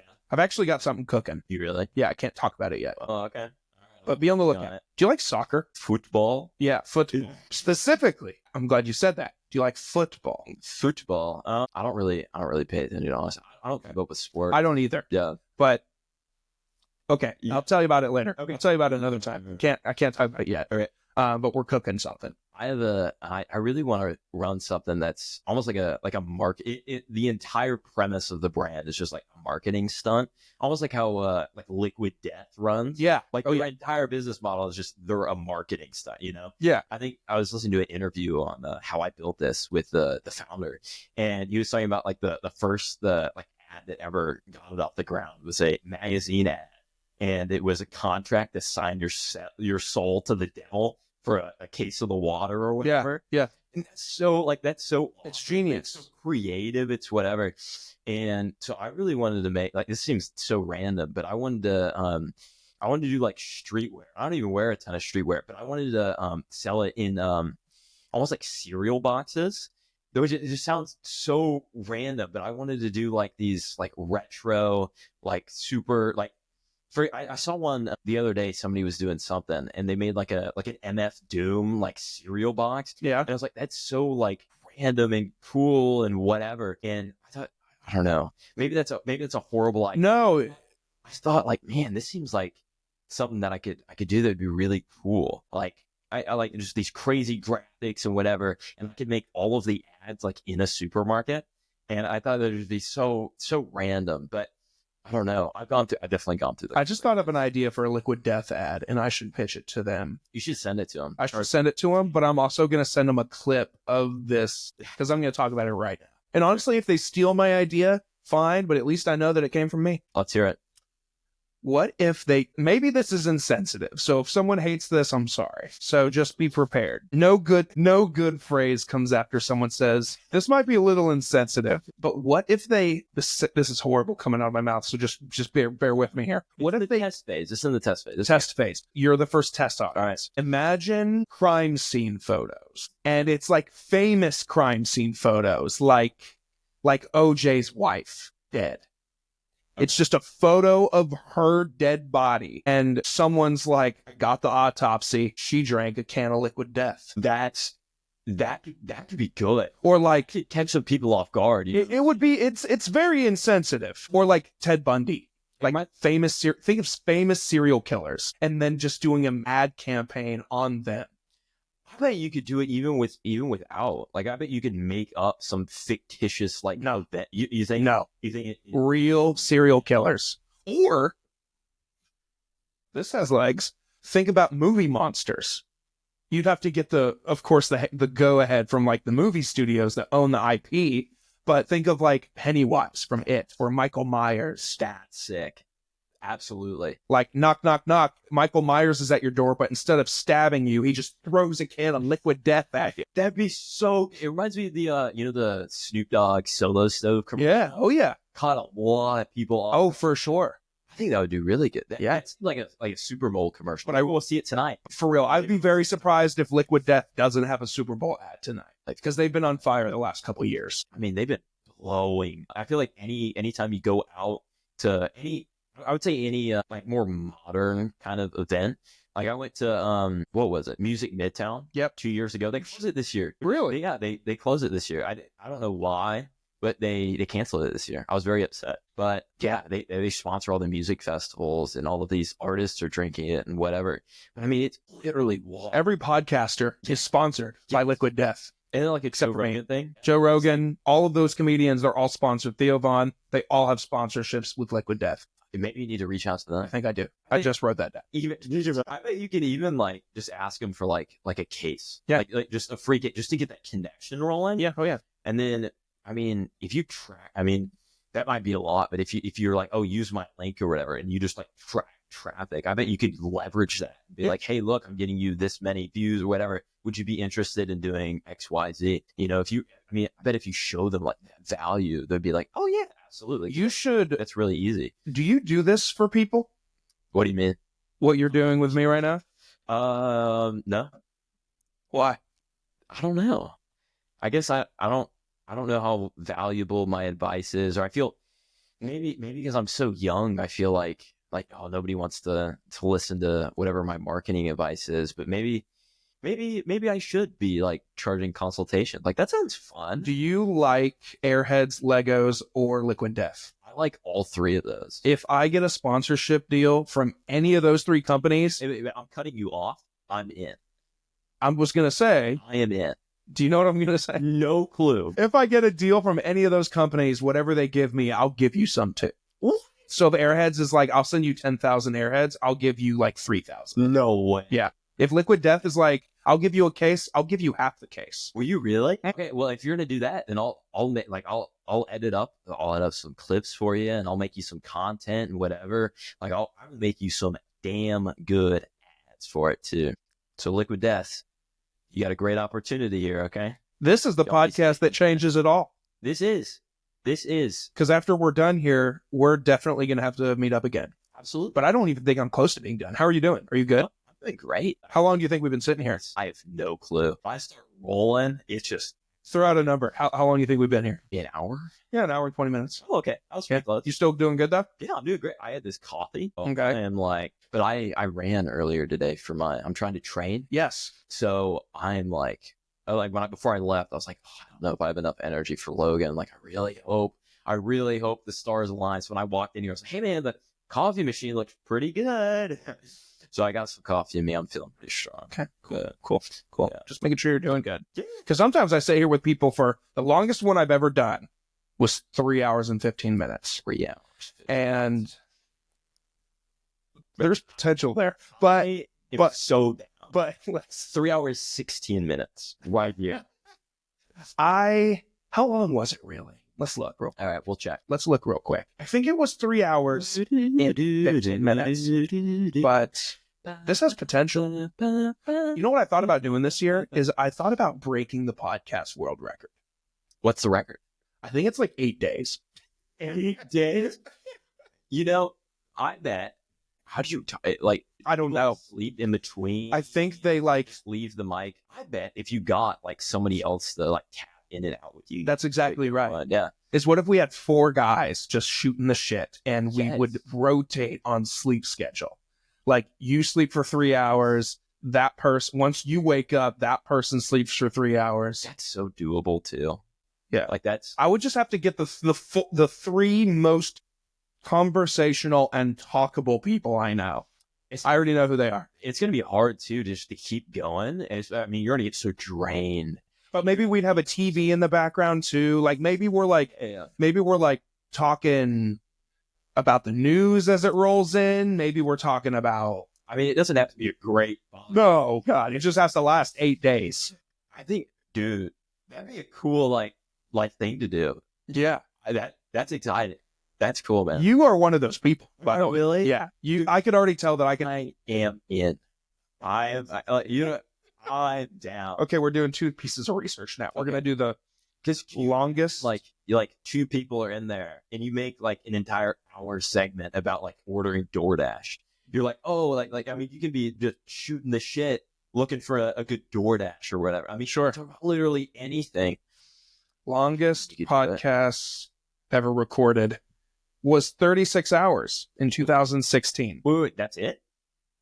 It says you got 36 hours all day. Longest running podcast. Joe Rogan's longest episode is 5 hours and 19 minutes. Gee. Oh, do you watch Lex Fridman? I don't actively, but no. Yes. He had a AI episode the other day with 2 dudes. It's what do you mean an AI episode? It was just about AI and landscape and DeepSeek and all that stuff. Don't ask me what I learned because it was kind of the background. I like to listen to stuff when I'm on my way into work, or my internship or school or whatever. Mm-hmm. So I just kind of had it running. But there's a different answer. There's a different answer everywhere I look. This one says 12 hours. This one says 8 hours and 54 minutes. But my longest episode, I can give you a factual answer on that. 316. Let's look. Maybe. Let's look. It's with a good buddy. He would also be one of these guys on this trek to break the world record. His name is Corey. He's a great conversationalist. You guys would get along tremendously. You know what I bet would be a great idea? If you somehow reached out to the Atlanta Daily Journal or something ahead of time and we're like, hey, I'm breaking this record. Do you want to do a story or whatever? I can shout you out on the pod. I can do whatever. I bet if you got that, you would get so much attention just from that. I would live stream it too. Incredibly. Yeah, but that's at least in my opinion, that sounds like a great idea, just to get the news coverage as well, to build that audience and really do it here too. Yeah. And if you can get like the Atlanta Daily Journal, maybe it gets picked up by a different, place or whatever, I would reach out to whatever the top like news things are around here. You can even get like independent people, like some creators in the area, like in Atlanta, that are just like, they're reporting on news, or they're just, they're just kind of known for being in the area. I bet you could be like, hey, I'm going for this world record attempt or whatever. Do you want in on it? I'll give you an exclusive or whatever. Or you can come in for 30 minutes to an hour or whatever, and you can talk about your thing. And you could even get like a string of creators and be like, hey, do you want to come on here? You can talk. Have them book slots and stuff. Exactly. And then you have all of them talking about it. So your reach is like this huge network all in one 36-hour period or 8 days or whatever. I bet you could reach a ton of people that way. You could even make like a countdown thing. Like you could make posts like, we'll say like 2 weeks ahead of time. Like, oh, this is the plan for it. And you can make like episodes strategizing. I'm going to drink this episode is sponsored by Liquid Death. And so I'm going to drink this much Liquid Death, and I'm stocking up in the corner over here. And, I want food. And so I'm meal prepping. You could have a whole episode about meal prepping for it, or just have like booking different people. And, I'm excited for this and whatever. You can make it. We should make this happen. Dude, count me in. It's got to be on a time that you're off of school. Yeah. A whole summer. True. Whole summer. It's coming up. I'm getting ready to graduate. Also update. Oh, yeah. Longest episode I've done is 3 hours, 27 minutes, and 1 second. 3 hours, 27 minutes, and 2 seconds right here. 2 seconds. That's all we have to beat it by. God, we talked about so much. Well, yeah. I still got some in the chamber, right? Because I haven't even talked about how I qualified for nationals. Yeah, tell me about that real quick. Yeah, so... Or not real quick. Take as much time as you need. A while ago, I decided... Well, I was applying to colleges, and I was like, oh, okay, I want some extra cool things to talk about. And so I had run marathon already, and that was cool, man, because beforehand, I'll give the background on that too. Beforehand, I had never ran more than, I don't know, maybe I remember that the first time I went out running, I ran a quarter mile, and I stopped at the top of the hill, and I was like, there is no way in hell that people run more than a mile without stopping. Like, I genuinely could not believe that anybody was capable of running consecutively. I thought when people said they ran a marathon, I thought that meant that they ran a mile and then they walked, and then they ran and then they walked. Like, that's genuinely how impossible it seemed to me. But I just kept going, and I kept going, and I kept going, and I kept going. And I eventually was able to do it. And it ended up just being like a mental thing. Like, I think in the span of like 2 weeks, I went from running like 6 miles to running the full half. And honestly, I finished it, and I was just like, man, I can't believe I just blew 3 hours doing it. I couldn't believe it. I don't think it took quite 3 hours, but I did not feel very fulfilled after, because I put so much pressure on it, and I used it as like a means to an end, and I didn't really enjoy the process. And so the whole thing was just like, oh, I'm going to run this half marathon, and then everything's going to work out. All my dreams are going to come true. It's going to be perfect, whatever. And so I finished it. I was like, now I'm just a dude that's ran a little bit, So that was a big moment of realization. Like, you have to enjoy what you're doing and enjoy that process. Because at the end of the day, like, who cares? Honestly and truthfully, like, it doesn't really matter whether you run this distance or whatever. It's just kind of about showing up, having a good time, and kind of working towards something hard. At least that's what I enjoy to do. But I heard about triathlons. It sounded exciting. I had never done that before. I'm an abysmal swimmer. I am god awful when it comes to swimming. I couldn't swim the length of the pool. Like, I couldn't like swim without stopping the length of the pool, like freestyle. Because you were tired? Yeah. Really? I was out of breath one length. And I was like, I'm not going to be able to do this. But I just kept showing up. And I kept showing up. Where are you swimming at? I kept showing up. West Cobb Aquatic. Okay. But they recently closed for renovation. Yep. So I showed up yesterday, and I was like, man, I'm feeling good, feeling fresh. I'm going to go swim today. And it's going to be rough, but it's going to be great. So how long are you? Sorry. Keep going. Yeah. So anyway, they're closed for remodeling. But how long have I been training, or how? Well, how long when you get there, when you show up to swim, how long do you stay there and swim? An hour, 45 minutes? About hour 45. That's different for running, because running, like, as you increase distance and you're trying to build that endurance, just fundamentally takes longer. But the swimming, like, it's so difficult, at least for me, just the endurance and whatever. Like I can do like my long distance run like 4 times while I'm there in the hour or whatever. And that's not the case if you're swimming like 3 miles. I'm not. I'm doing the sprint distance triathlon, so they're a little bit shorter. I show about 45 minutes to an hour. Okay. But I'm surprised to hear that you would get so tired. big time, dude. Because I'm horrible at swimming. I've never done something like that. Define horrible. Like, what makes you horrible? Just because you run out of breath? Or like your form isn't good? Or my form started off pretty rough, but just my ability to, like, the endurance, being able to go pretty far. I remember when I was swimming when I was young, because I was a swimmer at one point. Really? Yeah. Oh, yeah. Okay. I forgot that I didn't tell you that because I talked about swimming a little bit in the first conversation we had. What'd you swim today? Let's see. What did I swim? The mile. Not well. All three of me and my 2 siblings, we all swam. My brother and sister both went to college for swimming, so they both excelled. I did not. I stopped after a couple of years, but I think I swam freestyle most. I mean, do you know what distance? Yeah, I did. I was more of a sprinter. Okay. I didn't really do good on the long play. Same thing with my sister. She broke, I don't know how many records at her college and at her high school and my brother. Both of them are rock stars in the water. I mean, they both went to Harrison High School. That's where they went to high school. Where did you go to high school? Kennesaw Mountain, baby. Okay, so rival of yours. Yeah. So they went to Harrison and they both, I mean, if you look up swim records at Harrison High School, their names will be there. Unless they've been broken since then, but I doubt it. I mean, they're both rock stars. My sister is a big, yeah, right? Crazy. I could never. There's shit in this world that I could do that they could never do, but that shit that they do in the water is unbelievable. My sister was even in talks for like Olympic trials kind of stuff. Really? Her final, I think it was her, I could be messing this up, so if she hears this, she might correct me.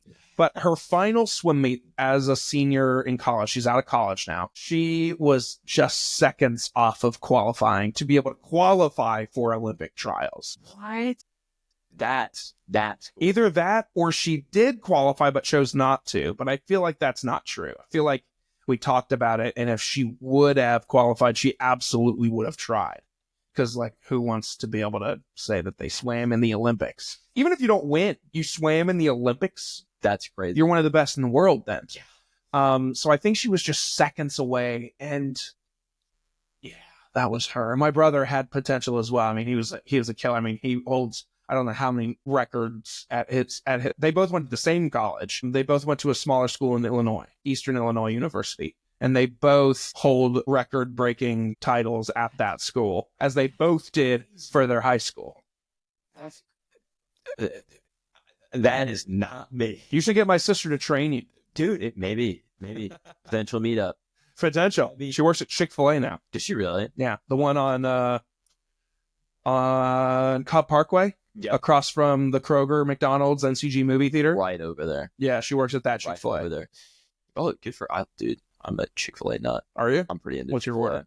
Oh, number 1, no pickles. Same. No pickles. Let's go. No pickles. And then usually I'm going for the lemonade light ice. But usually if I'm down bad enough to get some Chick-fil-A, if I'm going there, then usually I'm getting the milkshake. All right, I'm getting the strawberry milkshake. Strawberry milkshake? Yes.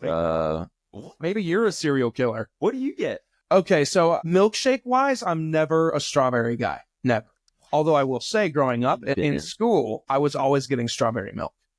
Huh? I love strawberry milk. I love strawberry milk. You don't like strawberry milkshake? I don't know. It's not that I don't like them. I just prefer the other flavors over strawberry. What is your number 1 milkshake flavor? Chick-fil-A. You can call me boring. Can you say vanilla? That's a flavor? That's just the default. So boring. It is boring. Now, I will say Chick-fil-A's cookies and cream milkshake is to die for. Is it? Yeah. I only go for the straw. I love all the fruity flavors and everything. You're a fruity boy. But, okay, my order for the longest time at Chick-fil-A was the strip meal. Okay. But I have recently transitioned to being a spicy chicken sandwich guy. Spicy chicken sandwich. I wasn't always a spicy guy, and that's why I just got tenders. But then something activated. Yeah. My wife is from Nashville, so she always ate a lot of hot chicken. Okay. So Does she make a lot of that? Does she what? Does she make a lot of spicy chicken? Really? Yeah. Actually. But But whenever we go out to eat and we get wings or if we get chicken, she's always ordering it with some kind of spice. In fact, like the day I met her parents, we got spicy chicken and she was like, do not try to one up my dad because he will eat the hottest flavor. The ones that you have to like sign a waiver for, because that's just all they know. But so I did not. I, in fact, got mild and was still sweating my balls off eating this chicken. Shout out to Prince's Hot Chicken in Nashville. The real ones, the ones who are from Nashville. No, Prince's is a brand to be reckoned with. But either way, I get the spicy chicken sandwich, no pickle, large fry, a crisp Dr. Pepper. I like Chick-fil-A's lemonade, but it's too pulpy for me now. Too pulpy. You know, I used to be real bullish on the Chick-fil-A lemonade. I'll say recently, it's just not hitting the same. A frosted lemonade? Banger. Have you had that before? Sometimes if I'm feeling extra crazy, I'll add on a 3-count strip. Really? So the sandwich plus the strips, plus the fries, plus the treat. But if I don't get a treat, it's just a Dr. Pepper. Or I've been trying to cut out soda a lot lately, so like Powerade or fruit punch. Is that better? Probably not. But I just don't want to drink water all the damn time. It's boring. How do you feel about LaCroix? I don't dig with LaCroix. I talked about this last night with somebody. Oh, you did? Okay, so I just never fucked with LaCroix. Now, Poppy. Have you had Poppy before? I'm not big on Poppy, man. It's just like soda knockoffs. Yeah. But I love them. But it's because I've been training myself to not drink soda. So it's like your one thing. Right. It's close enough. Right. That's what the LaCroix is for me. I know. I used to hate it. Like, I used to hate it. But I got really into gum chewing for a while. And I would chew gum for like 16 hours a day, every single day. And so you're just like walking around like all the time. But I did it so much, I gave myself TMJ. And I was What's that mean? It's something mandibular jaw disorder. Really? Yeah. But it's not good. So do you chew gum still? No, it's not. I stopped chewing gum. And I just like to be doing something. So I started drinking LaCroix. So LaCroix is like my new gum. So I drink it. If you see me at fireworks, I'll be typically with LaCroix. Usually I go morning LaCroix right before lunch, and then afternoon LaCroix. You're going to get me about You're double fisting LaCroix 2 a day? Yes, bro. If you look in the upper cabinet, the whole case, it's going to have my name on it with a sticky note. Typically it's a yellow sticky note. It's going to have the date it's been in there, yeah. It's not here now. I finished them off when I left. Yeah. Because I have school.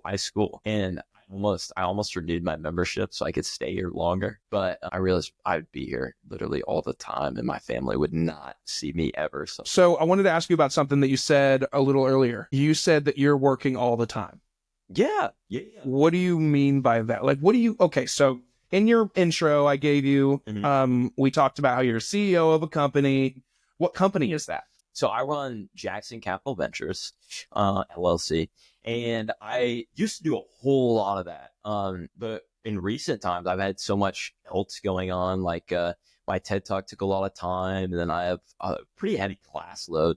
Applying for college, all that. So I've been like drowning in other stuff. So I haven't been doing that as much as I would like. But the reason I say I work all the time is I am notorious for running straight into a wall. So I'll pick some crazy target and then I'll be like, all right, let's do it. And I'll work. And I am so bad about taking breaks. So I'll literally run straight into the wall. So I'll be like in the middle of a week and I'll be like, I'm done. And so literally I'll take off like 2-3 days from class. Like just because I am so. From class? Yeah. I will skip school to stay home and rest because because pretty much every day. And I've been trying to work on this a little bit recently. I got some sleep this weekend. I've been hanging out. I started not a Lego set, but it was like some other kind of model of like a jet turbine. So that's cool. But pretty much I'm just go. So basically what my normal day looks like is I'm waking up around, we'll say like 6:15. And then right now I'm rolling to internship. And then I'm rolling to class. I'm getting to class probably around, like 12. Okay. Yeah. And so then I leave class. I go straight home. I might get a little snack, but usually it's like I'm jumping straight into homework or work or whatever. I eat dinner with my family. I work until probably like 11, 12 o'clock. And then I go to bed and do the same thing the next day. Okay. So there is no like, let's go rest. let's go watch this new TV show. Let's go hang out. Let's go breathe, Yeah. And so it gets to the point where I'm just so drained. And I feel just so horrible. How do you feel right now? Right now, I've been feeling a little weird recently. Probably this weekend, I'm feeling a little bit more better. Now that I'm talking to you, I feel like that I have that energy. I'm excited to be here. Mm-hmm. But I would say probably the past 2 weeks, I've been doing better the past 2 weeks. But I'd say past 2 months, honestly, just depressed. Just straight up. I mean, that's just like honestly how I feel. It's just drained, and I don't want to do anything, and I just feel just horrible. It's not a fun spot to be. No, it's not. I kind of get it. I mean, I feel like I've got some kind of screen in front of me at all times. You feel that way? Yeah. Like, I feel like, especially like my laptop, I think it's always in my lap. It's very rarely not in my lap. I mean, I try so hard to not, but at the same time, like we've been talking about, like I have all these ideas and I want to contact this person or contact that company or do this or start that.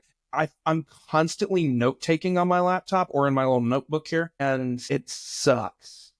But I love it at the same time. It's like the thought of leaving here, going home, probably eating something, and then turning on the Super Bowl, but the whole time that game is on, laptop's in my lap. Or it's on like the couch arm or whatever, because I've got my spot on the couch. And my spot is right on the end by the arm, so I can have my laptop up on the arm. That's awesome. But now another contagious thing I've done is I've remembered that I have a wireless mouse for my laptop.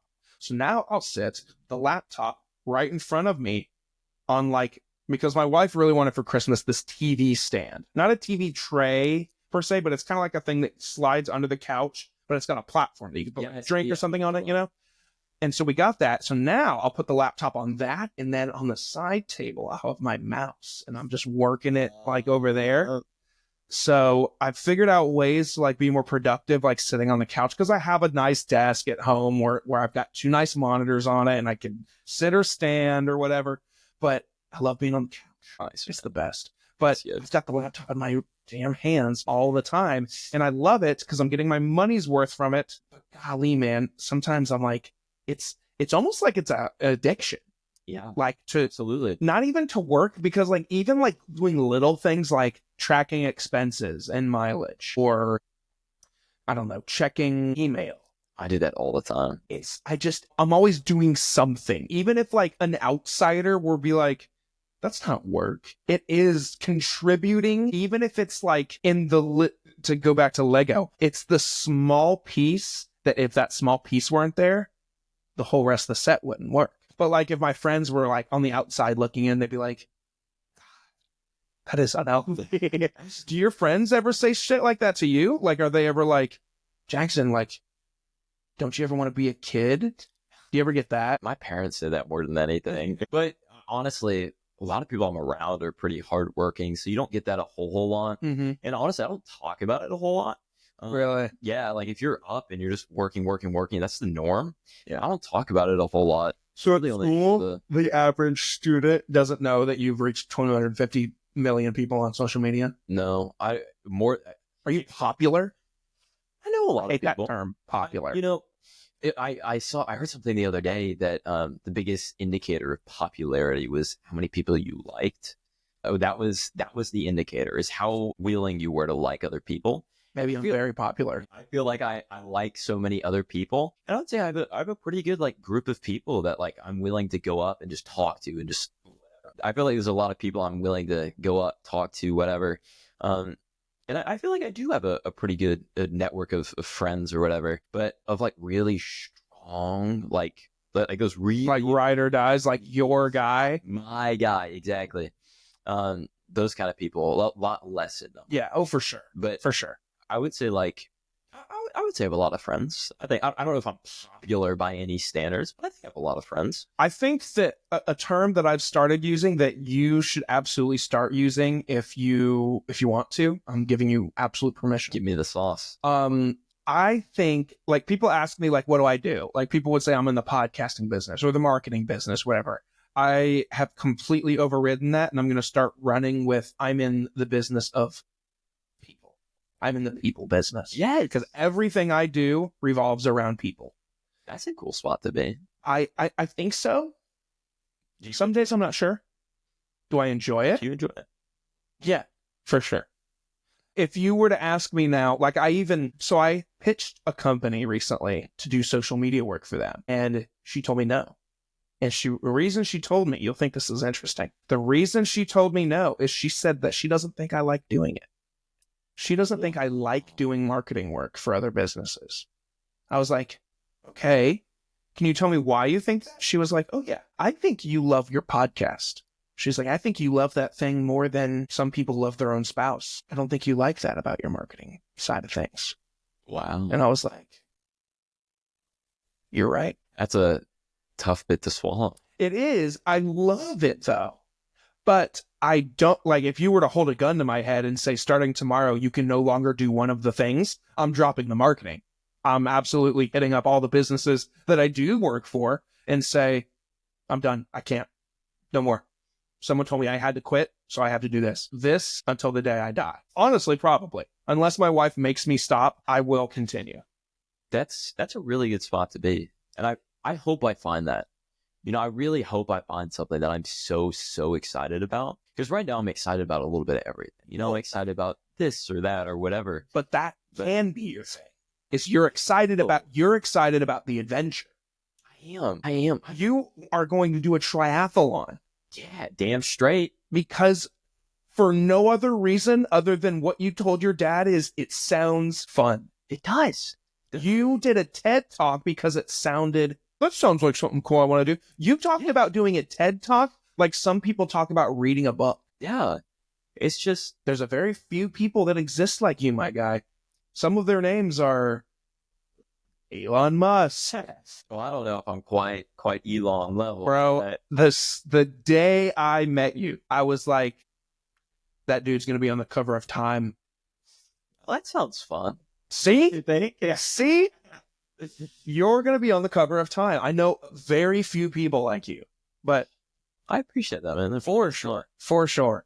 There's very few people that I know that I'm like, dude, I am lucky to be in now. And I wasn't even in before, but now I'm in. You're invested. Oh, God. You're locked in. I liked you before. In front of Time. Right? I liked you. Give him the Lego sponsor.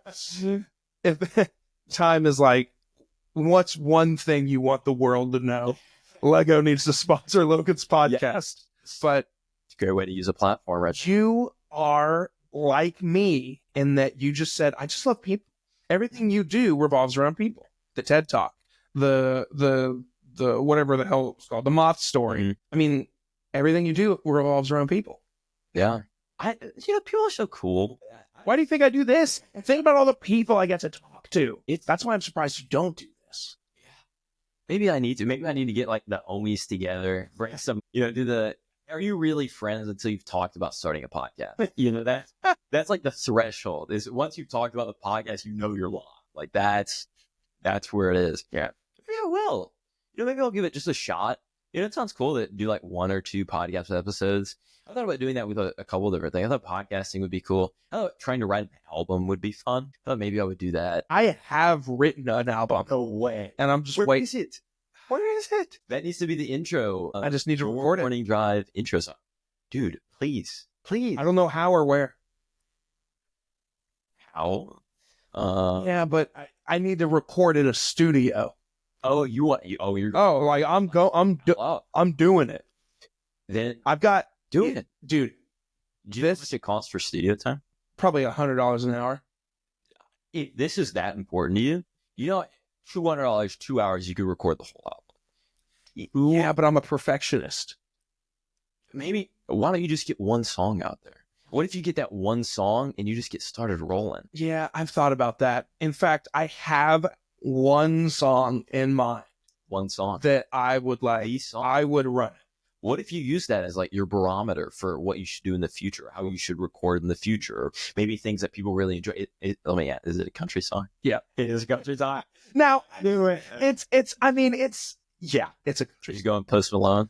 Yeah, but more dial. I won't be banjo plucking. I'm not going to be out there pretending I'm something I'm not. But if I had a sound, it would be like a raspy, poppy country sound, and I've got it down. Now, listen, I will be your number one listener. If you go do in any venue, because you are doing it now. I've suckered you into it. You have to at least try. I know a guy. I could get into a booth. Yes. And record it. Yes. But I don't have any instruments. Like I have the lyrics written, but I don't know. I mean, the guitar. You can find one on the Facebook Marketplace, $25. Yeah, but I don't want to play it. And buy it on your way home tonight. On your way home tonight, you could buy it. You could have a song written by the end of next. I don't even know how to write chords, though. Have you ever been on YouTube? You just gotta get rolling, man. You absolutely can write this song. Now, I'm not saying it will be a great song. It doesn't have to be a great song, but to get a song, if it's important enough to you, end of this week. The lyrics are done. So here's what I want to do, though, is I want to go to somebody who knows how to write music and say, so many musicians on. Here's a song. Oh, you want to sell this song? Well, I would do that, and I have pitched them to people, but I would say, hey, I don't know a thing about writing music, like music. Write me something that sounds good with these lyrics, and I'll sing on it. You should offer somebody a feature. I would love to. Like, this is what I want. I bet if you reached out to all the musicians you have, or the ones that align with your interests, I almost guarantee they would be interested in doing it. This is what's dangerous about being me, though. Is think about how many different people I've talked to about like nonprofits. That's something I want to do / am doing. Ooh. Okay. To be the scenes. Yeah, coming soon. The clothing company, a fragrance even. I didn't think about that until today, and now I'm thinking about it. A book.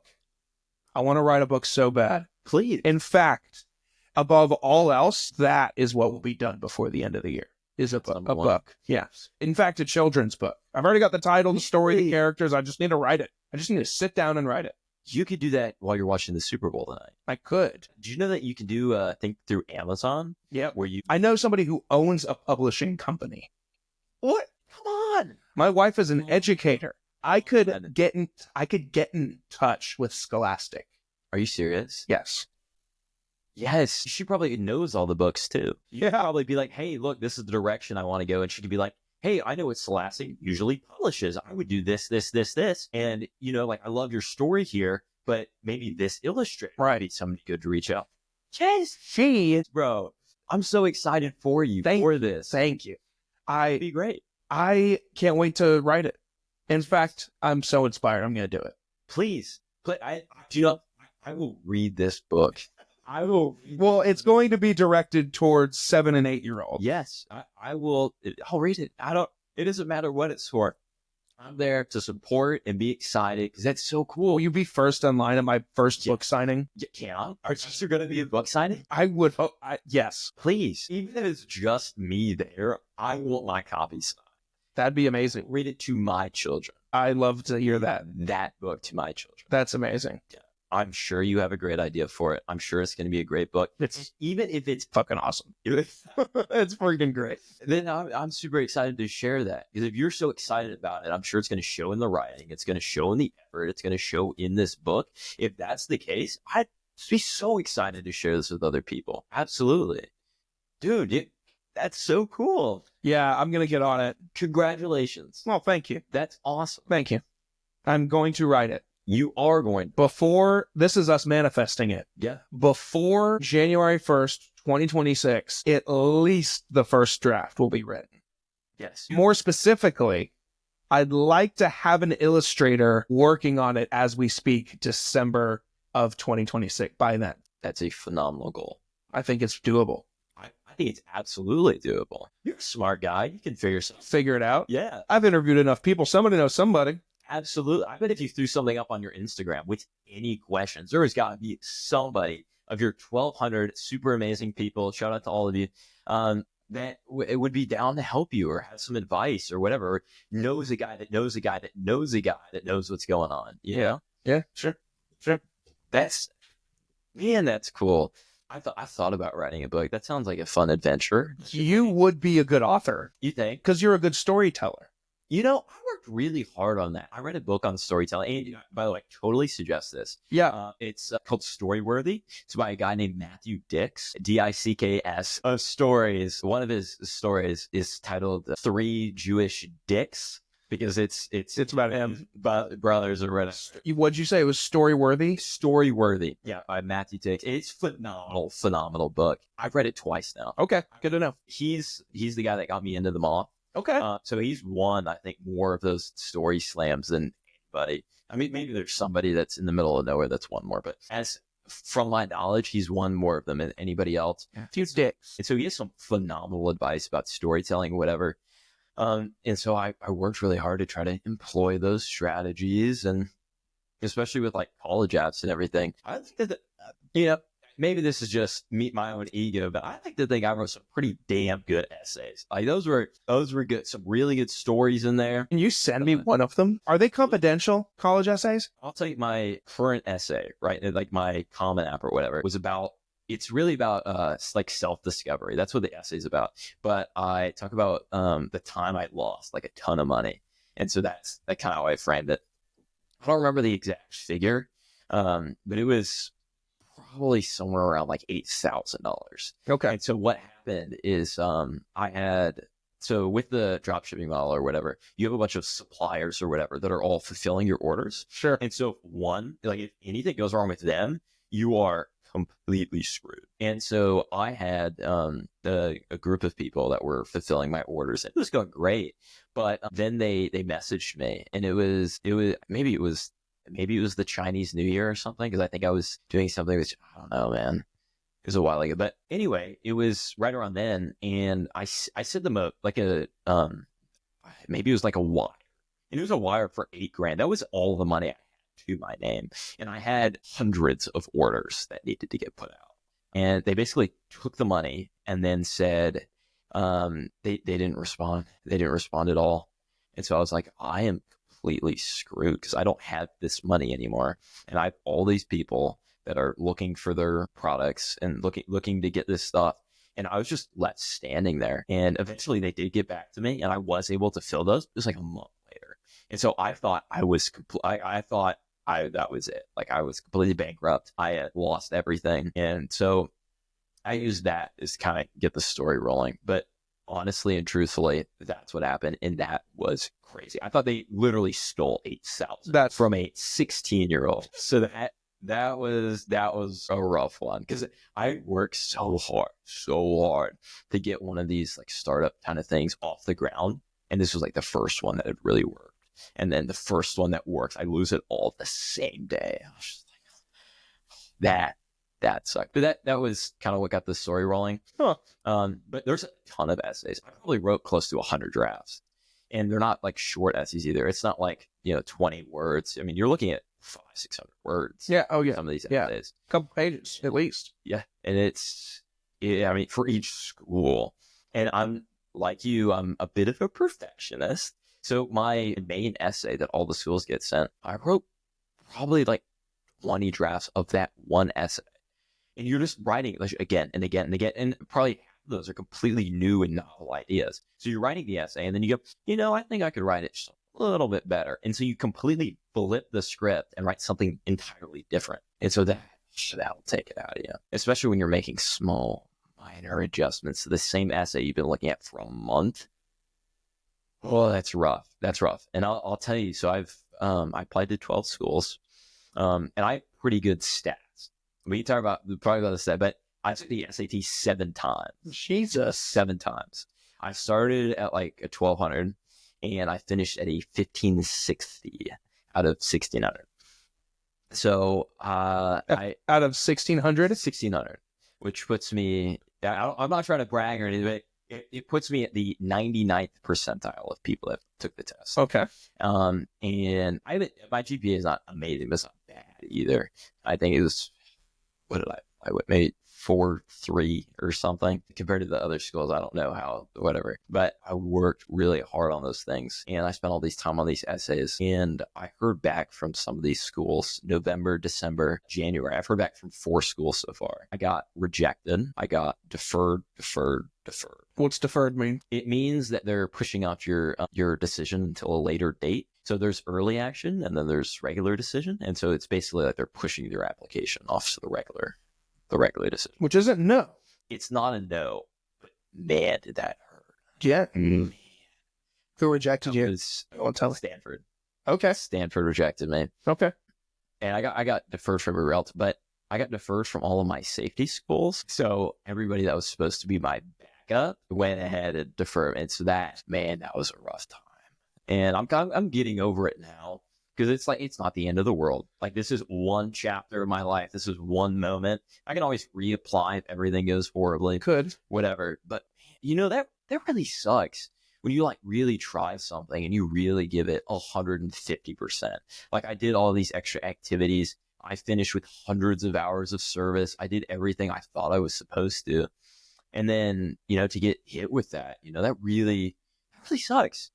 But I think I've come out of it, and I'm just kind of working towards the future now. I can't really control any of it. I've done some cool things, and yeah, I don't know where we started on that tangent, but I don't either. That's the beauty of that's the beauty of podcasting, is you start things and you don't know where they go. And yeah, so I mean, okay, so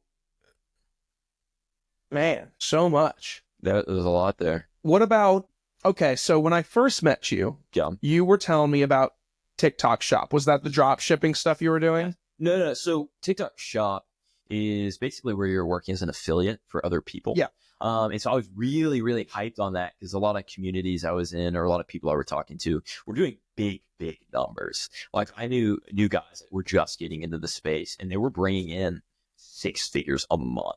And I was just like, holy shit, this is what I need to be doing. And so I shifted all my focus to it. And it turns out I really wasn't that great at it. I mean, I made a little bit of money here and there or whatever. How much? But can you say? Maybe like $1,500. Oh, okay. Yeah, so, but nothing crazy. No 6-figure month. Yeah, you know what I'm saying? You didn't make $100,000.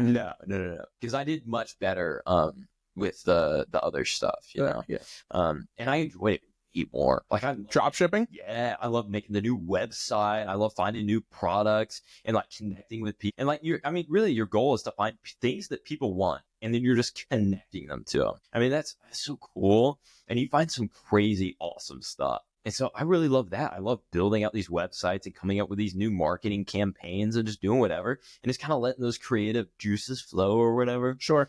And that was really cool. But I was really, really hyped on TikTok Shop, and I spent a ton of time in, it wasn't really for me, because I like doing all the back end. That what TikTok Shop did was it let me work for other people on the content creation side, which I like, but I wasn't able to kind of do everything my way, or kind of work on something that I've been working. I didn't have the whole scope, and it wasn't for me, man.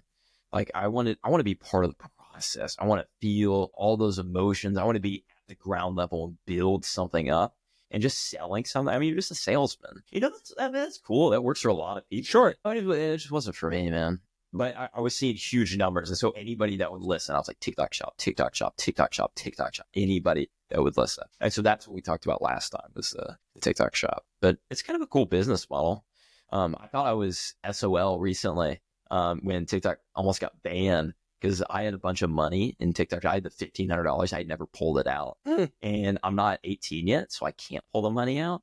And so I thought that I had lost $1,500. And I was just like, man, because you can't. I mean, after it got banned, shout out to 47 for saving TikTok temporarily, at least. Yeah. We'll see what happens. There was no way to get it back. So if TikTok doesn't get bought by another company, you will lose that $1,500. Yeah, I turn 18 soon, so I turn 18 in March. Okay. Yeah. So hopefully it'll be close. Just hoping that. What day in March? 12th. Okay. Yeah. So I'm turning 18 soon. It's weird becoming an adult, man. Isn't it? You've been used to it, but it's weird. It's weird, man. Because now it's just like, all right, now you go do your thing and whatever. And that's what I've been pushing for so long. Like, I'm a pretty independent guy. I love that. But it's just been a transition. It's like, oh my God, like responsibility now. Like, like Taxes. yeah. Oh, I had to pay taxes this year just for my company. I've had to. But just Is your company making money? Yeah. So are you still drop shipping? not right now. So what are you doing? Well, I guess I made money last year. I'm not making anything this year. For a while, I was also doing, like, I was, for other people I knew that had similar companies or whatever, I was doing their marketing as well.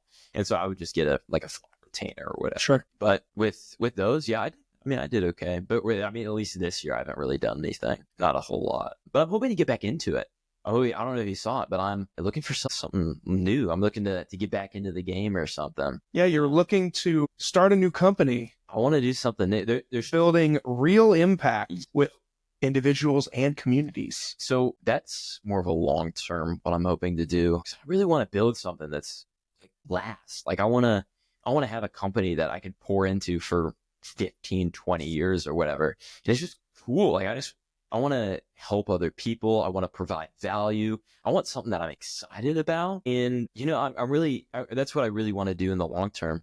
But for right now, I just have so much going on that I'm looking for more of like a side hustle kind of thing. So I'm looking to get back into the drop shipping potentially. Because it's so far, it's the only thing that's worked really well for me. But that's not where I want to stand at all.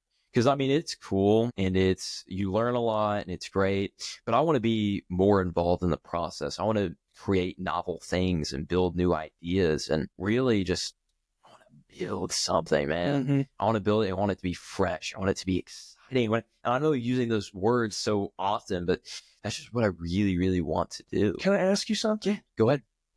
Do you need to go to college?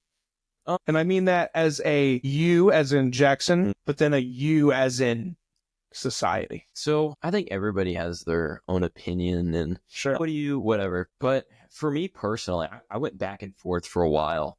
I went into high school prepared to not go to college. That was my plan. I do not want to go. I want to do this, whatever. But what ended up happening is my junior year, I was doing this business model and I had made my whole time. I was like, all right, I just want to make money. I want to make money. I want to make money. I want to make money. And that's all I chased. And I was like, this is my purpose. And one day, my sophomore year, I had brought in probably, I don't remember the exact number. It was like $6,000 to $8,000 in one day. And I was like, holy shit. I felt on top of the world. I was like, oh my God, this is amazing. This is great. And that feeling lasted for about 30 seconds. And then I was like, damn, this is not at all what I was hoping for. Now I have this money and that's cool. And this startup thing kind of works. So that's kind of awesome. But I just felt so empty. And I realized that I wanted to have some kind of greater impact. And so right now in this next chapter of my life, I do want to go to school because I'm interested in medical school now. So after that event, I got introduced to like healthcare focused classes. Okay. Shout out to Dr. J. If there's any chance Dr. J made it this far in the pod, thank you so much. She is absolutely phenomenal. She is the best teacher I've ever had. Super, super amazing. With her introduction to those classes, I realized that it was something exciting. It was something where I could impact and really make a difference that I was hoping for. And I was like, this seems way better than just blindly chasing some monetary goal or whatever. And so I decided to make a shift in what I was working towards. And I did still continue to work on these different businesses or whatever hustles I could, just wanted to be able to fund different things or whatever. But it's kind of shifted what I'm hoping to do. And so now I do want to go to college and I want to be surrounded by people that are also working towards, reaching those goals. Kind of like I get fireworks. I'm looking to have that kind of community. And so for me, it feels worth it. It feels like I'm gonna learn a lot and I'm gonna be set up best for that career in the future. If I want to continue pursuing medicine, which at this moment I do, I have that opportunity to. I can go to medical school and I can really, really help people. And I can go travel to these I mean, all sorts of different countries, and I can be a traveling doctor, and I can do all these things, and I can have all sorts of adventures. But I also can run a biotech startup on the side, because with that knowledge, with that understanding, with that degree, I guess, in medicine, I'll be able to have a greater understanding of those problems and how to fix them. So with that, I'm able to have that greater impact. But is it for everybody? Absolutely not. I think so many people get caught up in kind of just following what everybody else does. It's like everybody else is going to college. And if you talk to anybody, at least in my experience, it's what school are you going to? It's not, are you going to school? Yeah, right. It's the norm. Sure. And trade schools have seen a huge increase recently. Just generally with this, as far as school goes, it's kind of, the narrative is still pretty strong, I think. Yeah. Okay. And I think it's great for a lot of people. Sure. I don't think it is for everybody. For me, I think I'm gonna get a lot of value because I love learning. Sure. And even like worst case scenario, I go to a pretty cool school. I get to learn a lot of cool things, and I get to be one step closer to that thing I had hoped for, or even I get to, just enjoy that learning. At 80 years old, I can talk to my great grandson or whatever about some random topic and have a greater understanding, because I just genuinely enjoy that, knowing different things. At least recently, I had a lit class where we read a lot of Shakespeare. I've been getting into the Shakespeare. I've been reading a lot of Jane Austen novels recently, and not all of them are to my taste, but it's just kind of cool being part of that and learning something new. I know that's a little basic, but I don't know, that's kind of my experience with the whole college thing, I guess. But I think there's definitely expectations set on it, and it's kind of difficult to navigate for sure. Like, how much of this do I want for these reasons, and how much of it, like, I just want to fit in, or I just want to do this because, mom or dad want me to do, or I just want to do this for some XYZ expectation. Mm-hmm. And that still is definitely a factor. So it's a little weird to navigate, certainly. But I think probably in the next 5-10 years, the narrative's definitely going to shift a little bit. Sure. Yeah. That makes sense. But Jackson, there comes a point in every conversation I have with people that I'm ready. I ask them a collection of questions. They could be rapid fire if we want them to be. They could be discussed more in full if they needed to be, but they're kind of first date questions. So we just talked about all this big picture stuff, right? Yeah. It kind of brings everything back down to like everyday life. Okay. Ready for them? I'm ready for them. What is your favorite movie? Favorite movie is tough. Hey guys, I want to talk to you a little bit about the company that makes your morning drive happen every week. Are you looking to elevate your business and your brand? Hammerhead Creations is here to help. They offer top-tier marketing services, including social media management, website design, and Google page optimization, ensuring your business reaches the right audience. Whether it's a side hustle or your full-time grind, their expert team, me, is ready to help you grow. Plus, if you're into podcasting like me, Hammerhead Creations offers full support for both in-house shows and external podcast creation. From concept to production, we will help you bring your ideas to life. Visit www.hammerheadcreations.com and discover how we can take your business or your podcast or both to the next level. Hammerhead Creations, swim with the big sharks. I give you a tier list if you're open to tiered list. Top 5 movies. Okay, good. Well, in no specific order. Okay. And I'm very confident about this list. Okay, so Baby Driver. That's a great movie. Interstellar. Okay, great. La La Land. I love it. I don't like musical theater. I've never seen La La Land. Love La La Land. It's been on my list for like 8 years. Please watch it. Okay. So good. Okay. Cinematic, amazing. Yeah. Whatever. Number 4 is going to be Whiplash. Great movie. Fucking awesome movie. Yeah. And then 5 is going to be, what's number 5? I always forget. Fight Club. Great movie. So that's a great list. I feel confident that is one of the best top 5 lists of all time. And I will die on that hill. That's a great list. Interstellar. So you've got Christopher Nolan in science fiction. You've got Whiplash, which is just Whiplash. You've got, that's good. You've got Fight Club, which is Fight Club. I mean, all of those movies are just itself. They're so unique. Yeah. They're done just like no other movie. And I guess that's why I like them so much. It's because they're a new experience when you watch them. because you're not getting something like you got with any of the other movies. And those are the movies that really stick with me. I watched Whiplash for the first time maybe 6 months ago, and I was wildly impressed. I was like, okay, now I get it. Now I get why people talk about this movie. Because Miles Teller, amazing. J.K. Simmons, wow. Yes. Wow. I think it hypes everyone.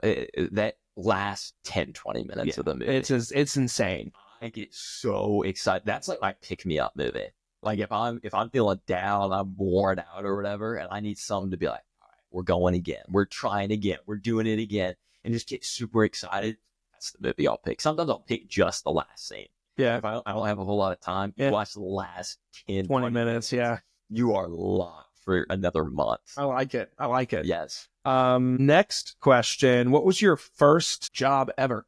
First job ever. So I think technically I've never had a job. Yeah. Technically I'm self-employed. So I guess running my own company. But if we're going like basics, like my first like hustle, the first thing I've made money doing, probably flipping different things. Yeah. It's a big one. Like the shoes. Washing for a while. But we'll say, I think the shoes came a little bit later. I'm not sure what the first one. We'll for the sake of the argument, we'll say shoes, flipping shoes. Okay, cool. No.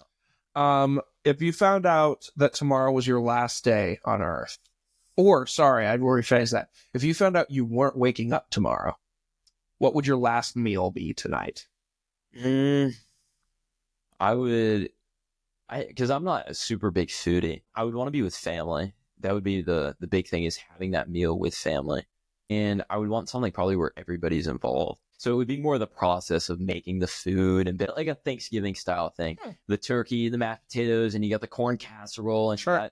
you got the apple pie, and you got something that looks a little weird. You're not really sure what it is, but you're like, nah, I might as well try it anyway. Yeah. Something like that. It would be some kind of large feast where everybody can enjoy it. I think that's what I would want my last meal to be. And I would eat until I was stuffed. I would be jam-packed. Whole turkey in my mouth, like everything. Nice. That's what I would want. Yeah. I like that a lot. Next up, you get to organize a music festival. Who are your 3 headliners? 3 headliners. This is kind of a similar answer. I would want something that I could bring my friends to or my family to. So I'm gonna say the 1975, which I saw with my aunt for the first time. Okay. And I never even heard of them before I saw them, but it was a awesome time. They were amazing in concert.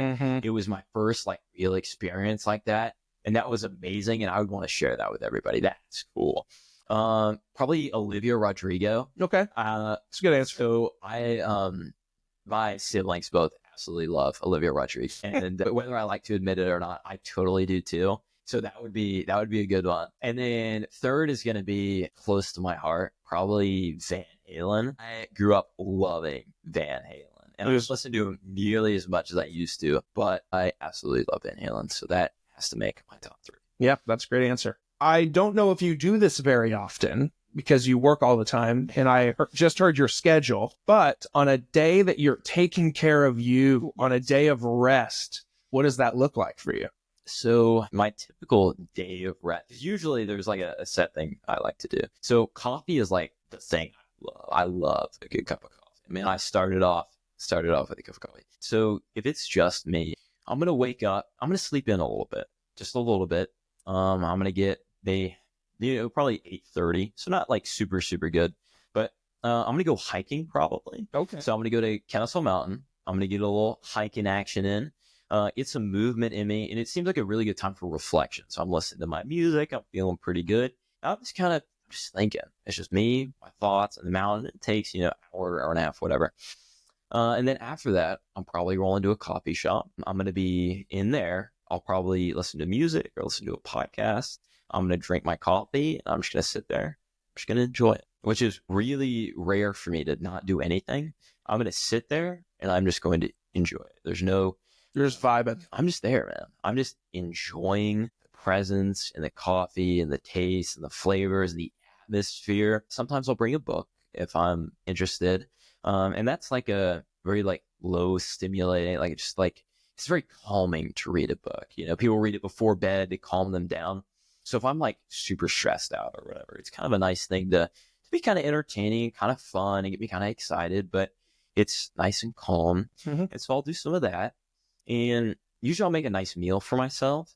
And that doesn't have to be a good meal. It just means I'm kind of there and I'm cooking. So maybe after coffee, I'm going to go home and I'm going to make lunch. And usually that means just making something a little wacky. So I got into peanut butter banana sandwiches. And so I would rock a PB&B. And that was really nice. But then I was like, oh, I wonder if I grill this. And then I add this to it. And I had a little bit of that. And Courtney suggested whenever toasting anything, put mayonnaise on the bread. Huge hack, by the way. Really?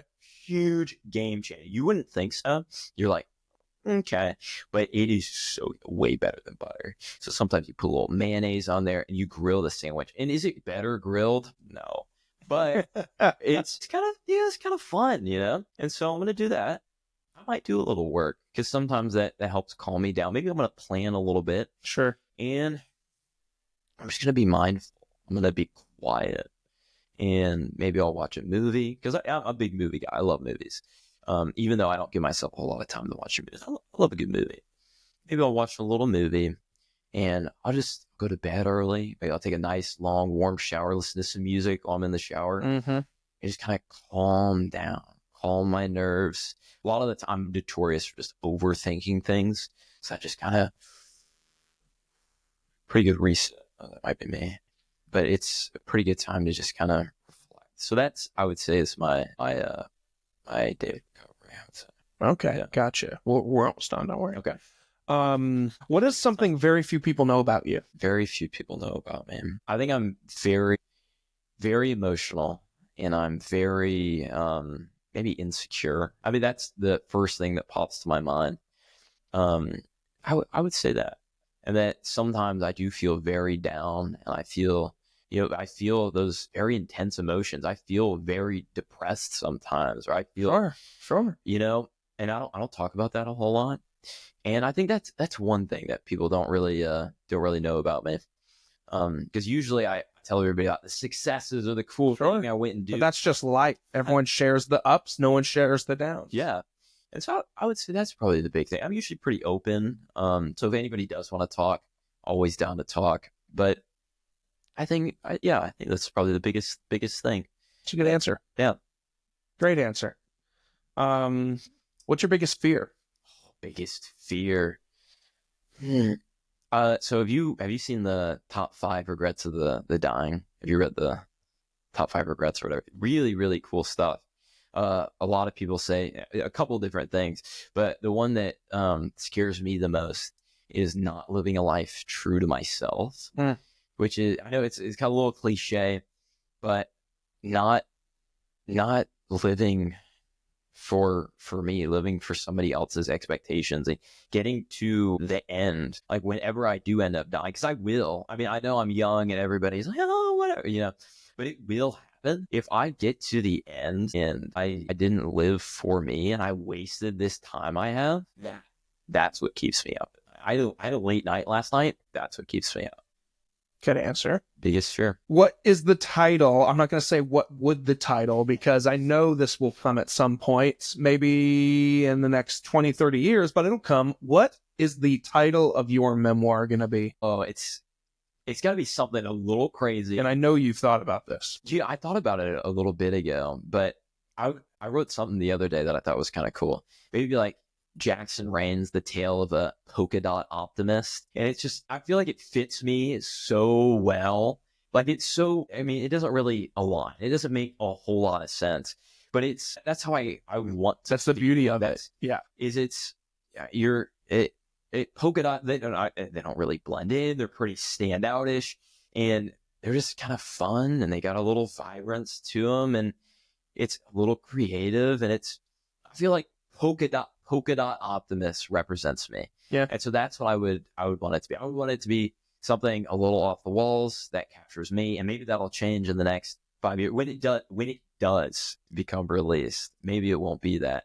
But as of now, Jackson Rain's The Tale of a Polka Dot Optimist is the current title of my memoir. I like that. Find it in stores in 5 to 10 years. It'll be there. And then lastly, my friend, what does success look like for you? What does success look like?